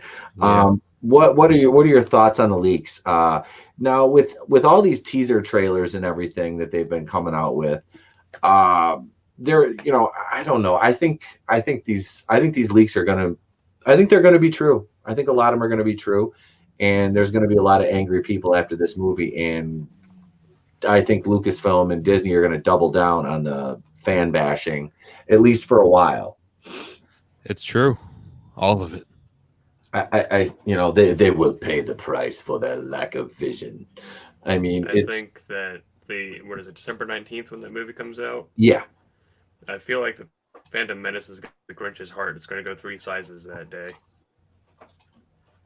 That's what I think. I don't know. I mean, I'm almost certain this movie's going to make money. Like, they're still projecting, what is it, like between 175 and 200 million opening. Oh, probably. That's the thing. Like, a lot of people who, you know, it's that fear of missing out. It's cool to be a nerd. It's in the zeitgeist. So a lot of people are going to go see it opening weekend just to be like, I went and saw Star Wars. I'm such a nerd. Look at my pop vinyls. Yeah. And it's going to make the money. No one ever said it's going to be a financial failure, but I feel like a lot of, like, even the casual fans, like, go and seen the Star Wars movies enough to know the characters, at least by name, be like, I feel betrayed. Mm-hmm. So some people, like myself, we felt it with Force Awakens, and then a lot more people felt it with The Last Jedi, and I feel like this is the last one, especially based on the leaks that Palpatine and how they go out and everything else, and what the leaks pertain to the Return of the Jedi. It's gonna alienate the remainder. I think all that'll really be left in terms of fans after that will be the shilly shills and the people who just won't give up the ghost. What I'm most interested in seeing is what's going to happen to all these shills post, episode 9, because there's not going to be any more movie premieres for them to try and get into. There's not going to be any more early access for them. So I'm going to be interested to see what ship they jump onto after this one goes down. Yeah, I think that they're going to have issues, because you got to look at guys like John Campea, I mean, what's he gonna do? You know, I mean, this guy. I don't know. These yahoos like him and like what's that Christian Harloff at Collider? You know, he's busted his ass for the last 4 years being a Star Wars fan. Yeah, the last fucking spare me. Yeah, that's cute. Yeah, I've had boxers longer than that, bitch. What the fuck are you talking about? Oh, so I got let's see. So some of these leaks here. Bruce got the touch. Well, I was trying to find my Transformers cartoon, like Transformers the movie. I swear I had it on DVD, but I can't seem to find it in my collection. But this one is my Chinese box set. You just have to go in and change it to English, but it's got all the seasons and the Transformers the movie as well. Nice. Really nice looking print too. Oh yeah. Let's hang on. Let's just highlight that. Hang on. Oh no, I don't want to do that. Ooh. That's what she said. Ew. I was trying to do Say that. what? Thing. Now I was like, bitch, are you for real? You There for we go. real? There we go. What do you got there? He's got Alita Battle Angel above him. Mm-hmm. That's another actress. She's in her 30s. Yep. Ooh. Look at all that. Oh, that's pretty. Ooh. Oh, sounds like when I get up. That's crispy. Yeah. That's like my back. That's my back in the morning and my knees. That's my bath mat when I walk on it.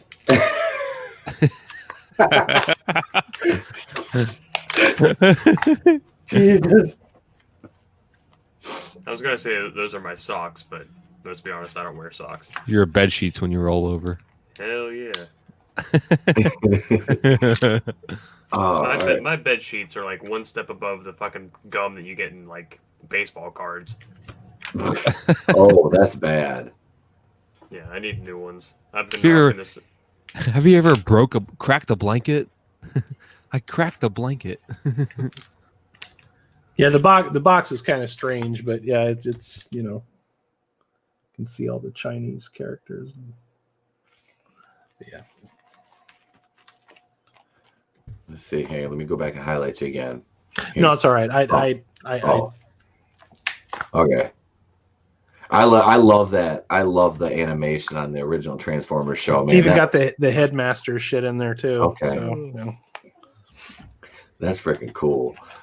So some of these leaks is Rey a Skywalker, because it said that she takes the name. You know, spoiler alert if you don't want to hear him, if you haven't heard him yet, but Well, the key to it being a spoiler alert is you have to want to watch it to begin yeah, I with. guess nobody Yep, cares. you can spoil the shit out of this. I give absolutely 1.21 give a fucks when it comes to this one. So Rey apparently takes the name of Luke Skywalker at the end of the movie. Oh, of course she does. Somebody asks her what her name is, and she says Rey Skywalker. Let's see what else. So what is this? The Hutts are supposed to be in. I haven't heard that yet. Snoke will return. I haven't heard that. Kerry Russell's playing Zori Bliss. Yeah, we know these. Okay, this is not the right article. This is from fucking Looper. So Boring. yeah, I don't know. And we got the whole thing with like the Matt Smith Palpatine clone. You know, of course, Rey, I guess, killed him, and then but they supposedly cut down Palpatine's screen time to 12 minutes to give Jana and Finn more screen time. Mm-hmm. No, seriously, because they wanted this was like a Kennedy decision. They wanted to cut Palpatine out so they could include their more diverse characters more, and I'm not joking about that. I'm not. This is my shocked face. Because they just, I don't know, they don't care. And they're gonna kill, you know, Lando and Chewie and 3PO and R2 are gonna get blown up in the Falcon, and you know, They're gonna kill old characters at the sake of moving forward the plot, and there are other shitty characters. You don't fucking say. Bogan can't go for that shit. Bogan goes for no shit. Bogan takes no shit, gives no fucks. Bogan goes for Tico. So another one was Palpatine like throws Kylo Ren off a cliff or whatever, kills him. You know, and that's Throwaway character being thrown away. Very meta. Yep, and that's right before the amazing Wonder Ray basically like blows Palpatine up. Yeah, isn't it like she like disintegrates him or some shit? Yes, yes. Okay. She disintegrates him like they did the Death Star in the end of Return of the Jedi, into a million tiny little pieces to where it could never be sitting in an ocean with an intact throne room. I like to think that like episode 12, it's gonna be another lightsaber battle, but it's gonna be on like Palpatine's face. It's gonna be on a moon with no spacesuit. Why can't they just go back to Mustafar, to the shores again? Well, that charred dick is laying there somewhere. I'm sure. Somebody's got to find that fucking thing. poor charred dick. Oh God. They have a lightsaber battle underwater in the fucking Naboo city. Did you guys watch the sports ball, right? Did you see that the Cowboys game on? It was on at the only reason I know it was on at the Mexican restaurant when I was out a few hours ago. The sports ball game, seriously? Oh, Monday Night Football. Football, yeah, football game. Yeah, at the football game, the Dallas Cowboys had lightsabers. I'm not making this shit up. Google it. Yeah, go on YouTube and look it up. All right. I'm looking this up right now. I'll look it up actually. Yeah. All right. See if I can find it. Like they were holding like toy lightsabers, or they were holding lightsaber props. Yeah. Oh, that's cool. Like a commercial kind of thing. Like because they were using Monday Night Football to advertise Star Wars, which is I know what you're talking about. Yeah, like those little promo commercial things. Yeah, they've been doing that with all the games and stuff, and they're like, "What does Star Wars mean to you?" Talking to like some of the players. It's just dumb. It's really dumb. It's really cringy. It says like super cringy, dude. It's cringy hearing what the players say about Star Wars. You're like, oh god, shut up. Yeah, I actually have a figure from that. They came out not too long ago, and oh look, there it is. Oh, cool, little Padawan. That was a little layered joke about younglings because they get slaughtered all the time. Oh, I love it. Oh, the Cowboys suck. Yeah, I hate the Cowboys. It was on the it's probably too soon to have it on YouTube, but I'm trying to see if I can find it. Hate America's team. Yay. Rise of Skywalker leaks. Snoke twist makes it a Sith saga, not Skywalker. Yeah, but the Sith aren't really a thing in this trilogy. No. Now, are they, JJ? Or are you just gonna take back what you said fucking 4 years ago? He doesn't know. Jar Jar doesn't fucking know. Jackass. God. Like I don't understand what the hell is wrong with these people. Like who thought that giving J.J. Abrams another damn movie was a good idea? I don't think anybody else would do it. I don't think they could honestly. Because from the reports that we've been reading for the past year and a half, it's like poison to even want to touch a Star Wars movie right now. And you know what? That's all Kathleen Kennedy's fault. Yep. I hate that woman. That's the only one you can blame for all of that shit. Is just mismanaged the shit out of it, fired everybody, and nobody will work for you. Yeah, because when you get the reputation that you fire everybody, yeah, people generally don't want to work for you. I'm mainly pissed at her because she fucking lied point blank to George Lucas that she'd to take care of this. Everybody. She lied to everybody, straight faced. Right after she hands him his like 1 millionth cup of coffee. Like, hey, that's what you call it. That's what you call a true villain, dude. Yeah. Yep. I think I'd be able to handle it really well. I like your craft and stuff. Yeah, and your beard. Like your plaid shirt and your. We're gonna take real good. We're gonna take real good care of these characters, and we'll kill every fucking one of them off in every single movie I make. Yeah, Jar Jar's cool, and I like your Nike Air Monarchs. They're really nice too, and yeah.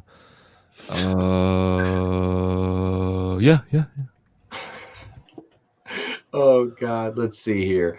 So comicbook.com had kind of a funny little article about preemptive backlash here. Daisy Ridley addresses how fans will react to the Rise of Skywalker backlash. Now, you can't tell me that. No, Daisy Ridley's been just getting lamb with her privilege. Even the Twitter Puritans went after her. If you guys noticed that, the crazy people on Twitter, because she said she wouldn't acknowledge her privilege or something like that, which is funny. Daisy Ridley addresses how fans will react to the rise of Skywalker backlash. This is by Kofi Outlaw. That's a made-up name.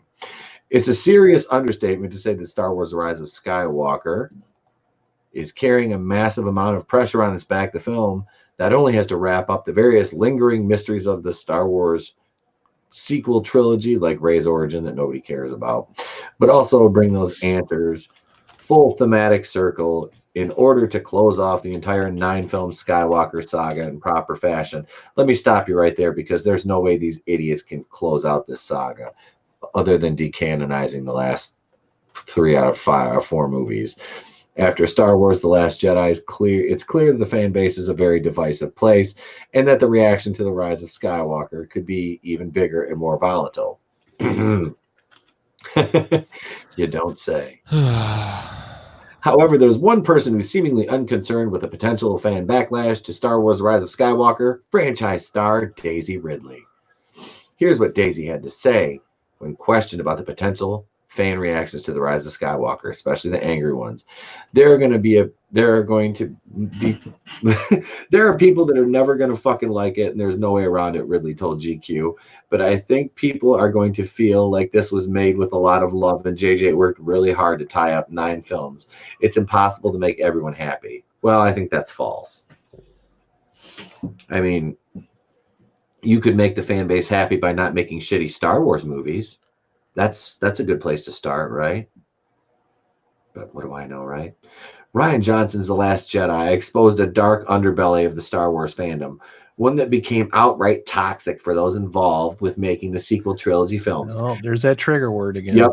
Johnson has been hounded by trolls who want to tear him down for making a very different kind of Star Wars movie. And cast members like Kelly Marie Tran actually had their mental health affected by the level of hate and vitriol. Here we go with that one again. We're trolling her with over social media. That's been proven false. The go-to excuse to bring up over and over and over again, even though there's no substantial evidence that proves any of it. None. Oh, yep. It's all fucking hearsay. Yeah. Rian Johnson hates Girl Scout cookies. The main cast members, Daisy Ridley, John Boyega, Oscar Isaac, etc., have had to endure their own gauntlets of trolling and harassment, going back as far as The Force Awakens release in 2015. Ridley alone has had to endure claims that her casting was just a circumstance of Star Wars being taken over by social justice warriors, that her character Rey is a Mary Sue, or other derogatory terms, and of course, the usual growth comments about her looks and her physique. It's clear from the interview that Daisy Ridley is no longer one to lay down and accept that ridicule. You go, girl. And certainly isn't being bent or bowed by it. Bogan by it. Bogan. She'll be bogan by it. Some of the shit people have said to me about Star Wars you wouldn't believe. I've had people say to me, I mean, it wasn't a great film. Was it? I'm like, that's just bad manners. That's fucking not nice. Well, you're in a shitty movie, honey. What do you want people to do? Fucking lie to you? I mean, are these people that fragile? Yes. That's just rude, telling me that I was in a shitty movie that was shitty. Well, yeah, it's not a good movie, honey.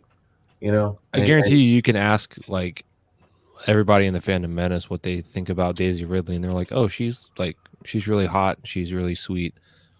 And then you'd, like, see the fucking... Star Wars, ask them about Rey, and they're like, oh, Rey sucks. Yep. So you can separate yourself from it, but most intelligent people know the difference between an actress and a freaking character in a movie. Yeah. Yep. Thanks, JJ and Rian Johnson, for just giving us fucking 2 shit shows of movies and now a 3rd one coming up soon. Yeah, that's about it. Rian Johnson probably invented the word or the phrase. You know, the sad thing is they're just starting to build up just a modicum of confidence with the Mandalorian, and they're going to knock all that down with one more movie.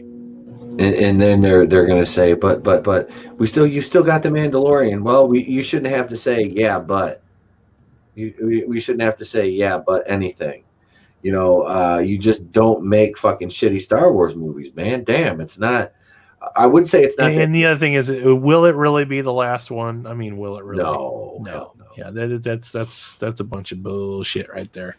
I believe that about as much as I believe Kathleen Kennedy saying we're going to protect these characters and can have them continue to live in the way that you created them. Yeah. Oh yeah, no. Stack it up next to that comment right there. Kathleen Kennedy makes people's wet dreams dry. She's not even in them. Mm-hmm. That's Dude, why Kathleen Kennedy ruined Christmas for the last how many years now? So, seriously, you have these movies come out at Christmas. Mhm. As if Christmas isn't difficult enough. Sorry to be a Grinch, but that's just kind of the way I am. As if it isn't difficult enough, you're going to launch these things at Christmas to ruin even more childhoods. Cool. That's why I like the month of May, is because I get to remember Star Wars coming out at the right time of the year. May, July. Yeah, I'm with you on that one, dude. Yeah. Quit putting them out at Christmas. Quit ruining holidays for everybody. Yeah, put these somewhere where they can't hurt anybody. You're a foul one, Kathleen Kennedy. Darth Kennedy, the not so wise. Ugh. So I don't know. Do we need to talk any more Star Wars, or can we jump into the MCU before we go home here? I think we're good. Is everybody good on Star Wars? That we got it out of our system? Until next weekend, when me and Cody go suffer through this. Fuck. Yeah, my thoughts exactly. I get to go. I'm going to see this right before I leave for Detroit for Christmas vacation. So, oh god, that'll be a great way to start my vacation off. We'll see this shit show. Dude, you and your mom are gonna need flasks. I'll probably end up taking. I will literally take mine. Because you know what you should do, Pete? You should take a pillow to the show with you so that you can scream into it without getting kicked out of the theater. I'll wear my puffy coat like George Costanza. There you go. It's Gore-Tex. It's Gore-Tex. Make sure you sneak a burrito in, because even though it's The Rise of Skywalker, a burrito at the movie theater always makes it better. I'm gonna do. I'll second that. I can second burrito at the movie theater. I'm a firm believer in the burrito. I can sneak a burrito into my coat. And I'll try to sneak a cafe latte in like Kramer did. I'm not putting it in my pants though. I think sneaking in a bush latte might help your cause a little better. Oh, we're going straight for the. I'll go straight for the heavy stuff. I'll take rum with me, like we did. Me and the wife did when we watched Joker. A little ever so clearly in Kool-Aid. Yeah, we took. I just got we got what 8 or 10 bottles of those little travelers. And not enough. No, those are candy. Yeah. Well, for Joker, you know what I mean? I didn't want to be too twisted up watching. I want to be able to kind of focus on it. But we always want to catch a buzz and have fun. So we did. Dump it on your popcorn. Nobody will be any wiser. This is it's butter rum flavored popcorn. butter rum. You know what, theaters? If you're listening to this, you should probably patent that. You should have butter rum popcorn. I'm just saying it could be a new thing. And if you bring some blue milk into the theater, and now that it's legal in Michigan recreationally, just start selling edibles under the movie counter, please. There you go. I call them bantha tracks. Replace those 10-year-old juju beads with fucking or goobers or whatever the fuck you got in there. Yep. Junior mints. Yeah, instead of having them 10-year-old junior mints, put some edibles in there. Oh, my channel is going to be fucking sponsored by goobers. There you go. These big ass edible gummy bears that are fucking delicious. There's a movie theater near me that actually it's one of those things where they bring food to you and all that kind of stuff.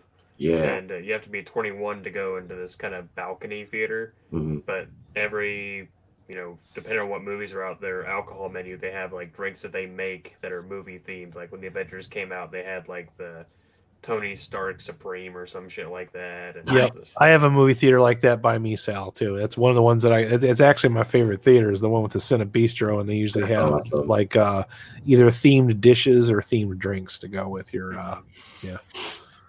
Hell yeah, dude, that's cool. Yeah, the one here does not have that. I go to the Daytona Beach Theater right across from the Daytona Speedway, and I got a Pirates of the Caribbean drink when the last shitty one came out. Fuck, it was so bad. I couldn't tell which was worse, the movie or the drink. I didn't see that one. I did not. So I've seen every Pirates of the Caribbean. I've seen all of them except for the last one, yeah. Because the one before it was so bad. I was like, it sucks ass. It's worse. Wow. Oh, it's worse. This is the one with Javier Bardem, right? Yeah. Yeah, I didn't see that one. I saw the one that came out before that, and I thought it was terrible. Jack Sparrow has no balls in this movie. Wow. That's a damn shame because he was like the reason you went and saw these damn things. And then this kid is like a discount Will Turner. You're like fucking great. All right. That's one of those things. Like when it came out, it worked. When theoretically it shouldn't have. It should have been like a bomb, and then they just like went way too far with it. Yeah. Well, Hollywood go too far with something. Right? Yeah. No, we'll never run anything into the dirt. No, never. Hey, let's make a Joker sequel. Yeah. Hey, let's make 9 fucking Friday the 13th movies, and we could have. Let's make a sequel to our 100% totally standalone movie that we're not going to make any sequels to. We're never making a sequel. Never making a Oh shit! Liar! We're making a sequel, I guess. Let's make 5 Sharknado movies. You know what? I don't fault them for making Sharknado movies. Tara Reid's got to eat. It's got to do something. She just barely gets around. I don't know how she gets through a day, man. Well, it's her. It all started with that show Paradise, if anybody remembers that on the E Network. Nope.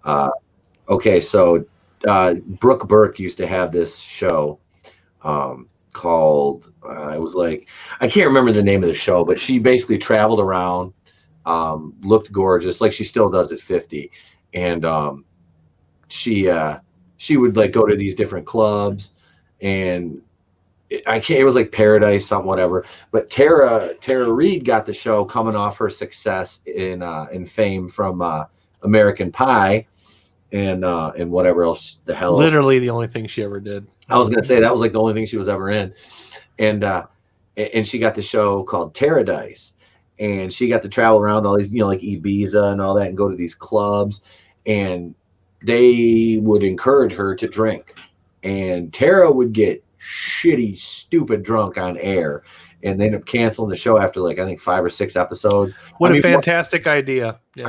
The one show she had her tit flopped out like on. It was like she was just a hot mess. Well, and then she got them implants done, and like one was like up here, and the other one was like over here. And they were like off centered like that. And then the bitch got facial. She got like plastic surgery and ended up looking like a goddamn Project Power Ranger. On a good day, she can pick up DirecTV. Oh, she's like the hot mess express, dude. It's bad. Yeah, she's gonna wind up looking like Joan Rivers before she dies. Remember that travesty? And the sad thing is, like Joan Rivers, her daughter was actually kind of like a halfway attractive for a minute, and then she started to do the same thing with her face. Is like Joan Rivers. All those people remind me of the movie Brazil. If you've never seen the movie Brazil, there's a whole thing in there about plastic surgery. That's you'll never look at plastic surgery the same way ever again after you watch that movie. That's why I liked my girl Famke Janssen. Yep. Yeah, she's beautiful. She is 100% beautiful. And has never had any Botox, nips, tucks. And nothing. You know what? She is very intelligent too. Yes, she is. Say ambassador for the UN, I believe. I might be getting that wrong. Yeah. But no, man, she definitely made a nice little career for herself outside of the role of Xenia Onatopp. But yeah, she was Liam Neeson's wife in Taken and all that. So she's aged very well. Yeah, she's gorgeous. She's a beautiful female lady, man. She's awesome. Plus, like I said, she's a good actress too. I haven't really seen her in a bad role that I can remember. You know what I mean?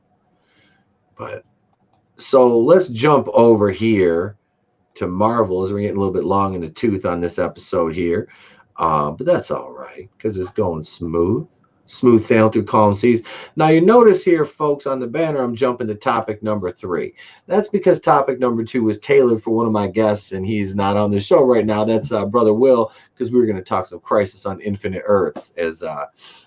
Here you go. She was appointed to Goodwill Ambassador for Integrity for the United Nations Office on Drugs and Crime at a United Nations anti-corruption conference held in Nusa Dua, Bali. Okay. Yeah, she's definitely got some political ambitions and post Hollywood career. Good for her. She'll do something good. All right, so let's check out this real quick. First piece of MCU news: Kevin Feige teases Disney Plus debut for Moon Knight, Miss Marvel, and She-Hulk. I'm excited for. I don't want to say excited, but I'm anxious to see how they handle She-Hulk show. Moon Knight, I don't really care about. Miss Marvel, I could care less about. That character's shit. This was last weekend, Comic-Con down in, was it CCXP down in Brazil? They will all be ready to make their respective debuts towards the end of next year, Feige said, and this is according to the fandom. She-Hulk debuted in 1980 Marvel Comics. So she's slated for what let's see, next late next year. Miss Marvel, we know she's only been around for a couple years. Moon Knight's been around for a hot minute though. So I mean, this is kind of non-news here. I just kind of wanted to throw it out there in case anybody's interested in that one. But like I said, I'm not really. 2 out of 3 of those I don't really care about. Like Moon Knight, I don't care. Miss Marvel, I definitely don't care. She-Hulk is the only one that interests me. But this next article here, this is kind of a DC versus Marvel thing. And with next year, Marvel only having Black Widow and the Eternals coming out, this is kind of a head-to-head. Who's got the better movies coming out? between DC and Marvel, because you got to remember, DC, aside from the obvious with Wonder Woman 1984, they also have Aquaman 2 coming out, the Batman, and I say these last two, Suicide Squad 2, or The Suicide Squad, which is I'm not going to watch that, and the other one, Bop. Adam. Birds of Prey. Yeah. Yep. Thank you. Skinny Bop, blow me away. Bop, bop, bop. Both of them songs are terrible. Right. I closed that. Oh, why the hell did I do that? What a hunyak. But yeah, so we'll take a look at this list here really quick. I can pull this up and not mess it up again because I'm a dummy. Let's see. There's that. All right. Are you a Dumas? I do believe I am. I do believe that I am, sir. Yeah. Let's see. You triggered Flare X because you don't believe in Kamala Khan. Huh? I think Kamala Khan is as good a character as America Chavez and Squirrel Girl. All right. When you say those names, DC's sounds like a upcoming porno. movie slate. It does. I think Anna Kendrick could play Squirrel Girl. I'd be all right. I would love a Squirrel Girl movie then. If it was Anna Kendrick, yeah. I don't care if the character is stupid. Is more exciting than Marvel's. DC's slate of movies is generating more excitement from fans than what Marvel Studios has planned for Phase 4 of the MCU. I knew this would happen. We called it, didn't we? We called it that this shit would happen. I don't know about Birds of Prey, but yeah. I mean, the Suicide Squad, I guess it could be good. It's I had, like I said, the first one was horrible, but let's see. Who's guy on the right there? I don't know who that is, but I believe it's from Suicide Squad. Yeah, that's the God, what's his fucking name? He was supposed to be played by Tom Hardy, and then they recast him. Oh, okay. Let me see that because he looks familiar. Rick Flag or something like that. Rick Flag, that's it. I recognize the actor because he's the guy from Ric Flair. Yeah. Woo! Hold on. For many fans, DC Altered Carbon, he's fantastic on that. I've seen that. Upcoming slate of movies is more exciting than what Marvel Studios has planned for Phase 4 of the MCU between 2020 and 2022. DC Films is currently developing more big-name properties than Marvel, who has been leading the industry in comic book film adaptations for the last decade. We obviously know Marvel's been dominating the box office. Let's see. So 2021 is the ultimate Marvel versus DC movie battle. Right, so let's get down to it here. DC and Marvel scheduled movies. Both Marvel and DC have 7 films scheduled to release between 2020 and 2022. Marvel is giving Black Widow her first solo in 2020, even though the character was killed off in Endgame. It's followed by the Eternals. Let's see. And then 2021 is Marvel has Shang-Chi and the Legend of Ten Rings, Doctor Strange and the Multiverse of Madness, Spider-Man 3, and Kevin Thor, Love and Legumes. And 2022, Marvel only has confirmed Black Panther 2 right now. So let's see. Unlike Marvel, DC only has 2 films in 2020, Birds of Prey, The Emancipation of One Harley Quinn. That's really the subtitle for this stupid dude. movie. It's so bad. Jesus Christ. So the whole movie about her breaking up with the Joker. How much do you want to bet? Let's do this bet.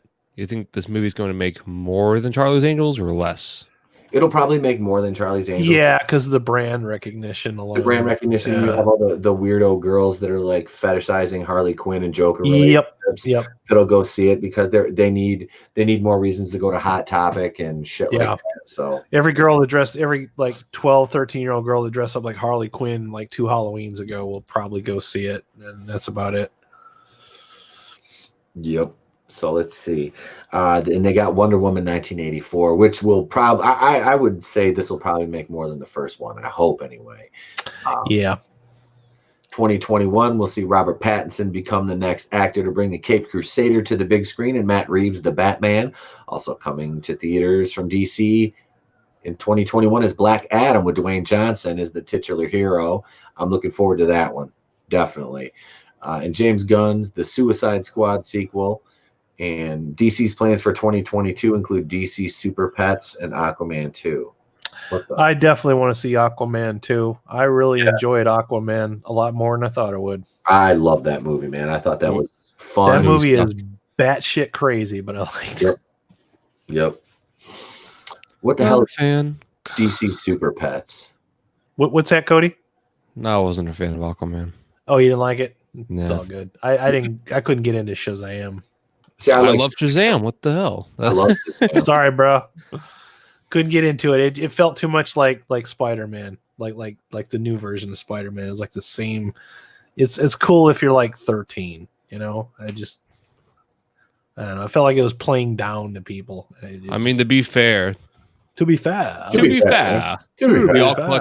all collect toys, so I mean, yeah, we do. But okay, the best way I can explain it, you know how when you're watching a film and it feels like it's talking down to its audience, like you think your audience is like dumber than they probably actually are. That's what Shazam felt like to me.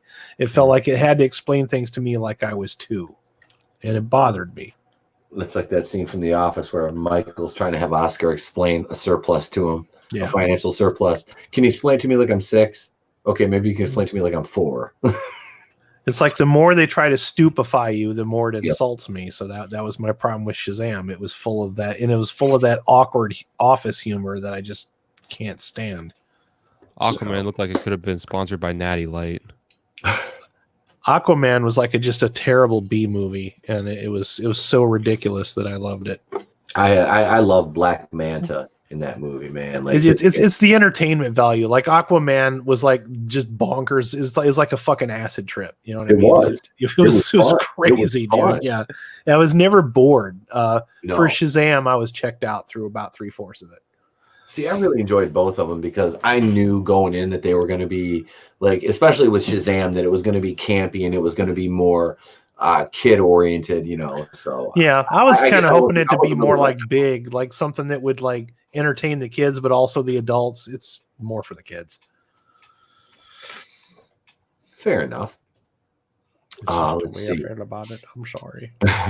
Marvel's Phase 4 slate is good, but with some problems. Marvel's Phase 4 slate is good, but with some problems. Marvel fans are eagerly anticipating the next Spider-Man movie, especially since it once looked as if the wall crawler was going to be completely cut out of the MCU. I love how people act like he's been in the MCU for 10 years and he's been there for like 3. There's also a fair bit of hype surrounding Doctor Strange and the Multiverse of Madness. I want to see that one.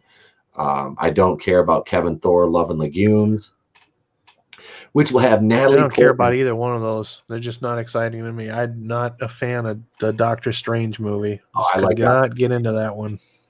I like Doctor Strange. I love Doctor Strange. Yep. Seeing Natalie Portman's Jane Foster pick up the hammer. Oh yeah, Lady Thor. We got to have Lady Thor. That My representation, though. You got to have it. Let's see. Black Widow is generating interest as well, but there's a feeling from some the movie has come too late. Well, no shit. DC characters Joker could fight in the sequel that aren't Batman. How about no? How about no? How about Natalie Portman? You go make Your Highness 2, and then we'll talk. Yeah. I love Your Highness. DC. All right. So I miss Natalie Portman when she was in The Professional. That Leon. Yeah. That was that was a good movie. Oh God, yeah. 2 movies in particular, Shang-Chi and the Eternals, certainly turned heads when they were announced, and not necessarily because they've been in high demand. On the contrary, both are lesser-known properties whose titular characters only have a limited presence in the comics. Neither have the name recognition of an A-list hero or team. Shang-Chi and the Eternals lack the popularity of fellow MCU heroes. You know who else falls in that category? Captain Marvel. DC's movie slate shows how DC fixed its problems. Well, no, because they're still releasing Birds of Prey, so that really hasn't fixed anything. I mean, so yeah, I mean, this is let's see, Aquaman 2. Yeah, so we went over. This is the list. I mean, what do you think? You think DC's got the leg up here with the upcoming releases? Only by a hair. By a hair, yeah. Because the problem is like you're following up Joker with Birds of Prey. Yeah. You know, and we said back like a while ago, it's like, okay, at least Birds of Prey knows its audience. It's not trying to trick people into seeing something that it isn't just so that they can preach to them. Mm-hmm. This is definitely a woke movie for woke people that want to see this kind of entertainment. But is that enough? And that the fact that that's the only DC movie that's coming out after something like The Joker. Mm-hmm. I mean, the only thing is at least it's one studio playing to 2 crowds. Yep. I don't know if that's good or bad, but at least they can't be bitched at like, well, you're making movies for these types of people. No, we're not. We're making movies for everybody. You go see these. You people over here go see this movie, and you people bitching over here can see Birds of Prey. Yep. Birds of gay. It'll be fun to see the articles come out when Birds of Prey doesn't clear the box office like Joker did. And they're like, that's a win for the misogynists that they didn't see this and they saw Joker. Blah blah blah. Yep. Birds of Prey is going to be like arguably the worst movie of the year. I think it will. Well, I mean, let's see. Wait, what else you got coming out next year, though? Birds of Prey. I mean, that movie looks like hot garbage anyway. I mean, when you say Suicide Squad, like at the time, was like the worst movie of the year, or one of them.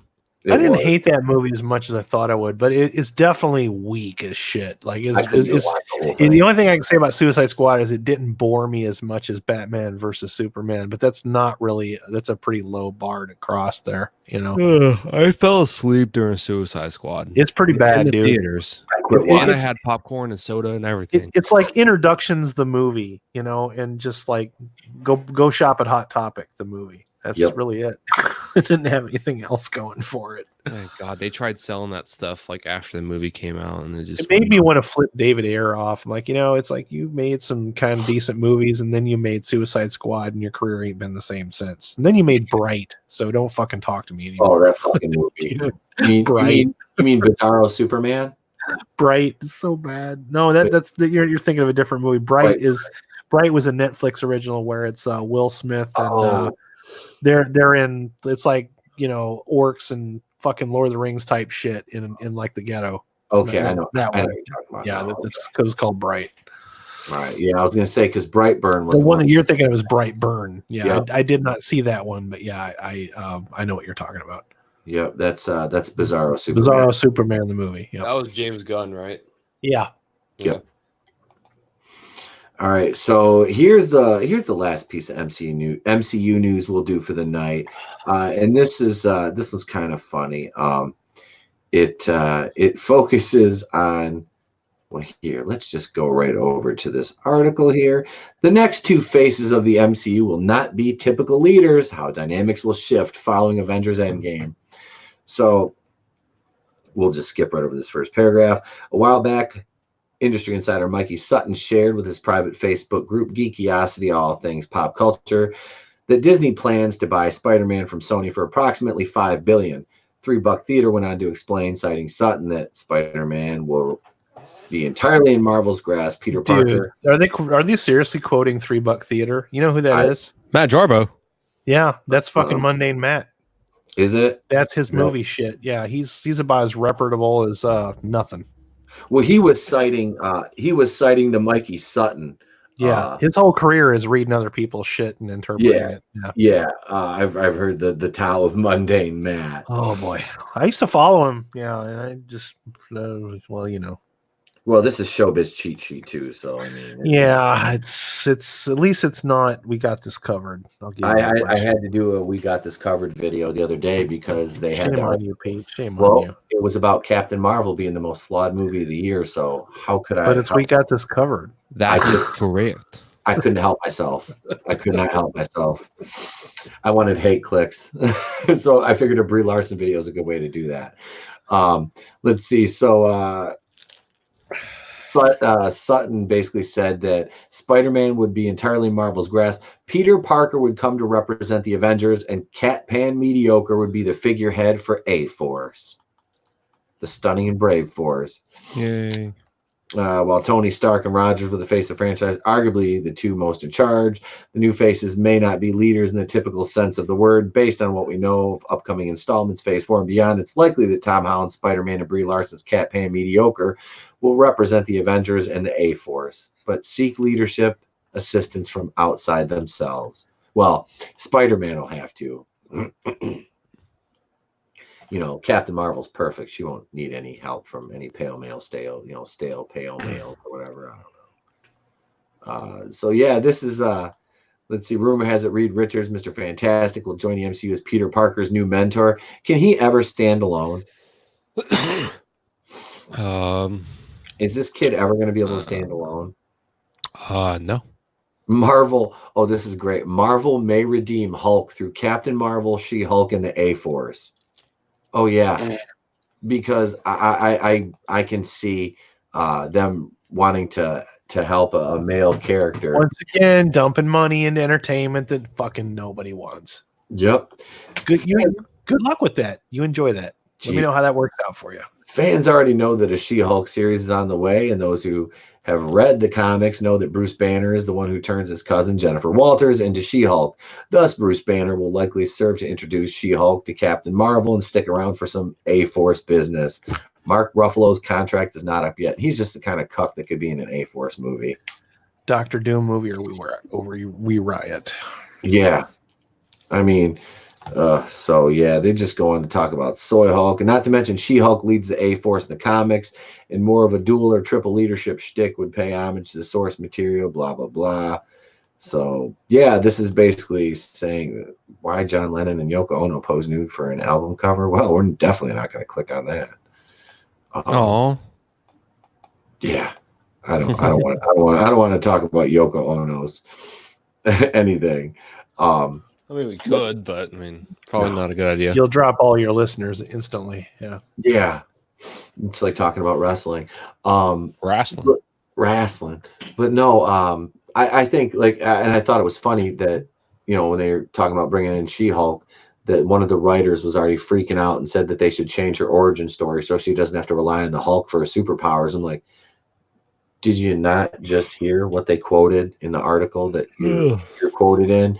You know, they're talking about how she had a blood transfusion and, you know, it's from Bruce and that's how she got her powers. But no, we got to change the origin story. No, go ahead. Design everything by politics. Because it's worked so well for you. Well, pretty much never. Yep. They're really trying to beat that dead horse or that dead Sarah Jessica Parker, aren't they? It's all right. Yeah, it's at some point the money will run out, and when you're bankrupt, somebody else will buy it and throw all that shit out the window. Those movies will be public domain, and we'll be riffing those on my channel. I won't mind that at all. I love that. Yeah, are you kidding me? Yeah. I like that's fun doing that shit. What the hell's going on over there? Is there a thunderstorm? No, my fucking microphone stand fell. Oh, damn it, Jim. Well, I think we can safely say that you know, they were just talking about a few details of the WandaVision show, and that's about it for the MCU tonight. I'll go over I'll cover the rest of that tomorrow morning on the morning show. Does anybody else have anything else they want to add? Yes. I do have one thing. Have a guest with me in the studio, and they would like to say hello, if that is okay. Absolutely. Hi, everybody. This is Harry Carey. Cubs win. Cubs win. Hey, Sal. Go fuck yourself. Thanks, Harry. Fucking Harry Carey never gets old. Oh shit! What do you got coming up, my man? What's that?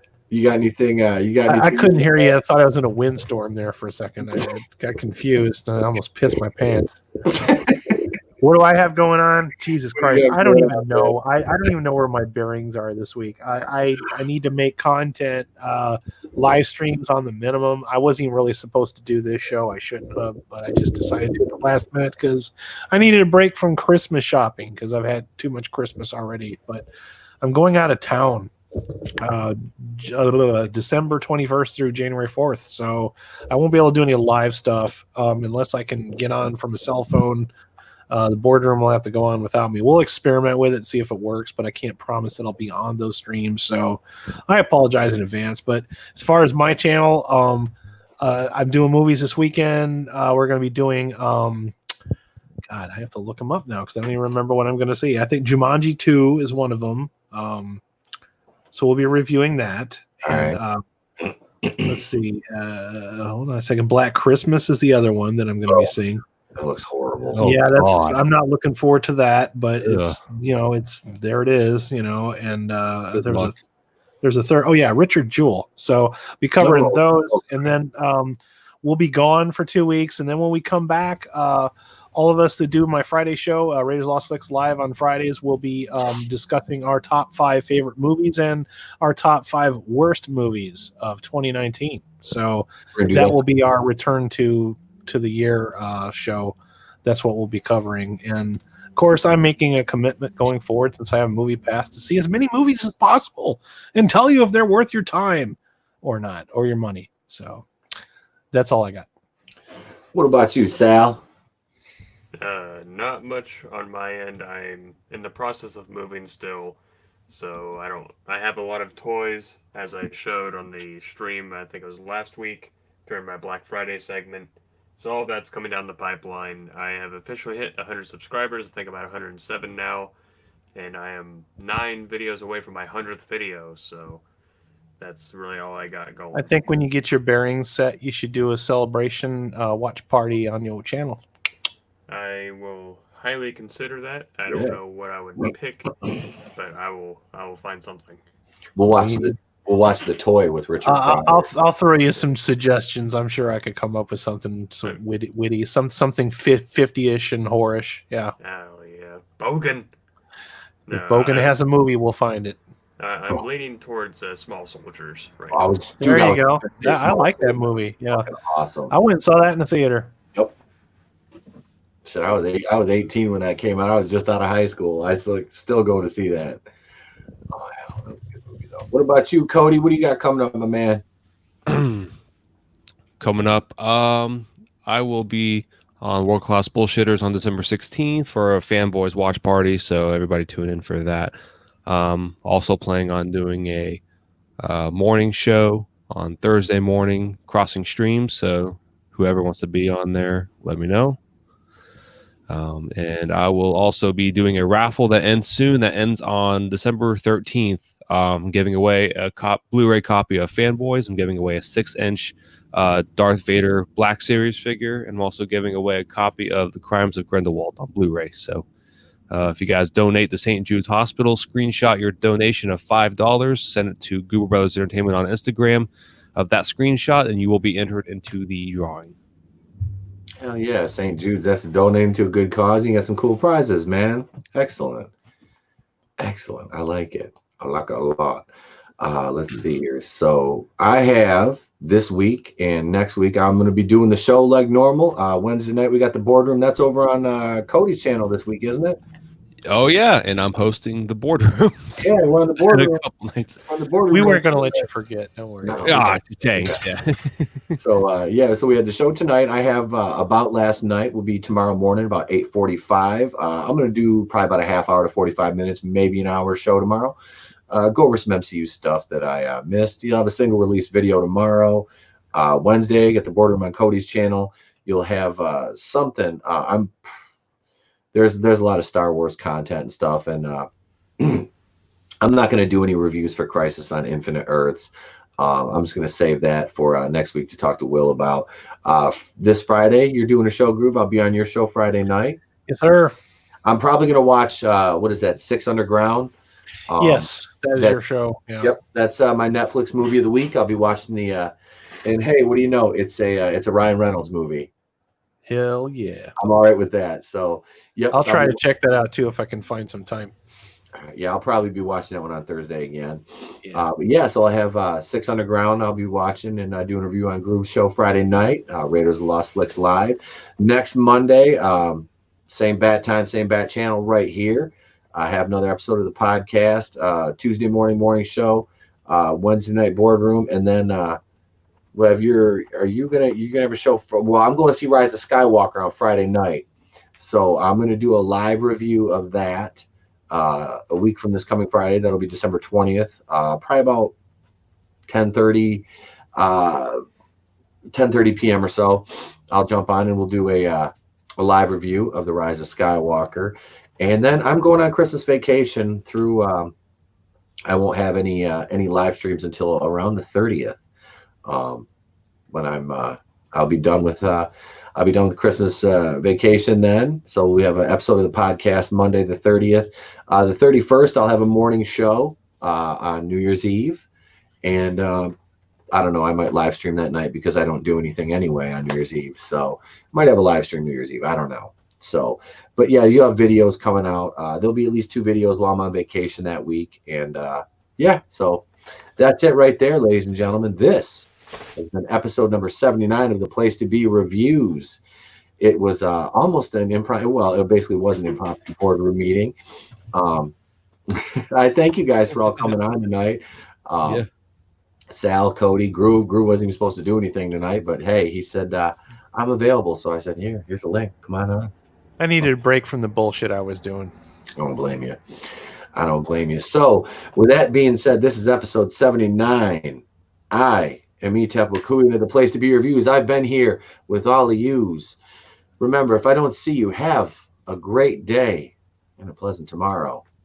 And with that being said, ladies and gentlemen, what do you say, guys? Who's going to play us out? Subscribe, like, bitch slap the video, bitch slap the like button, ding the bell for notifications. Like, share, subscribe. If you see my stapler, if you see my red stapler, it was over. I left it with them short gentlemen, the big ears. I think they're called elves. Feminist Karen. I think they're fucking Karens and the goddamn big feminists and Karens. They took my stapler and my dignity and my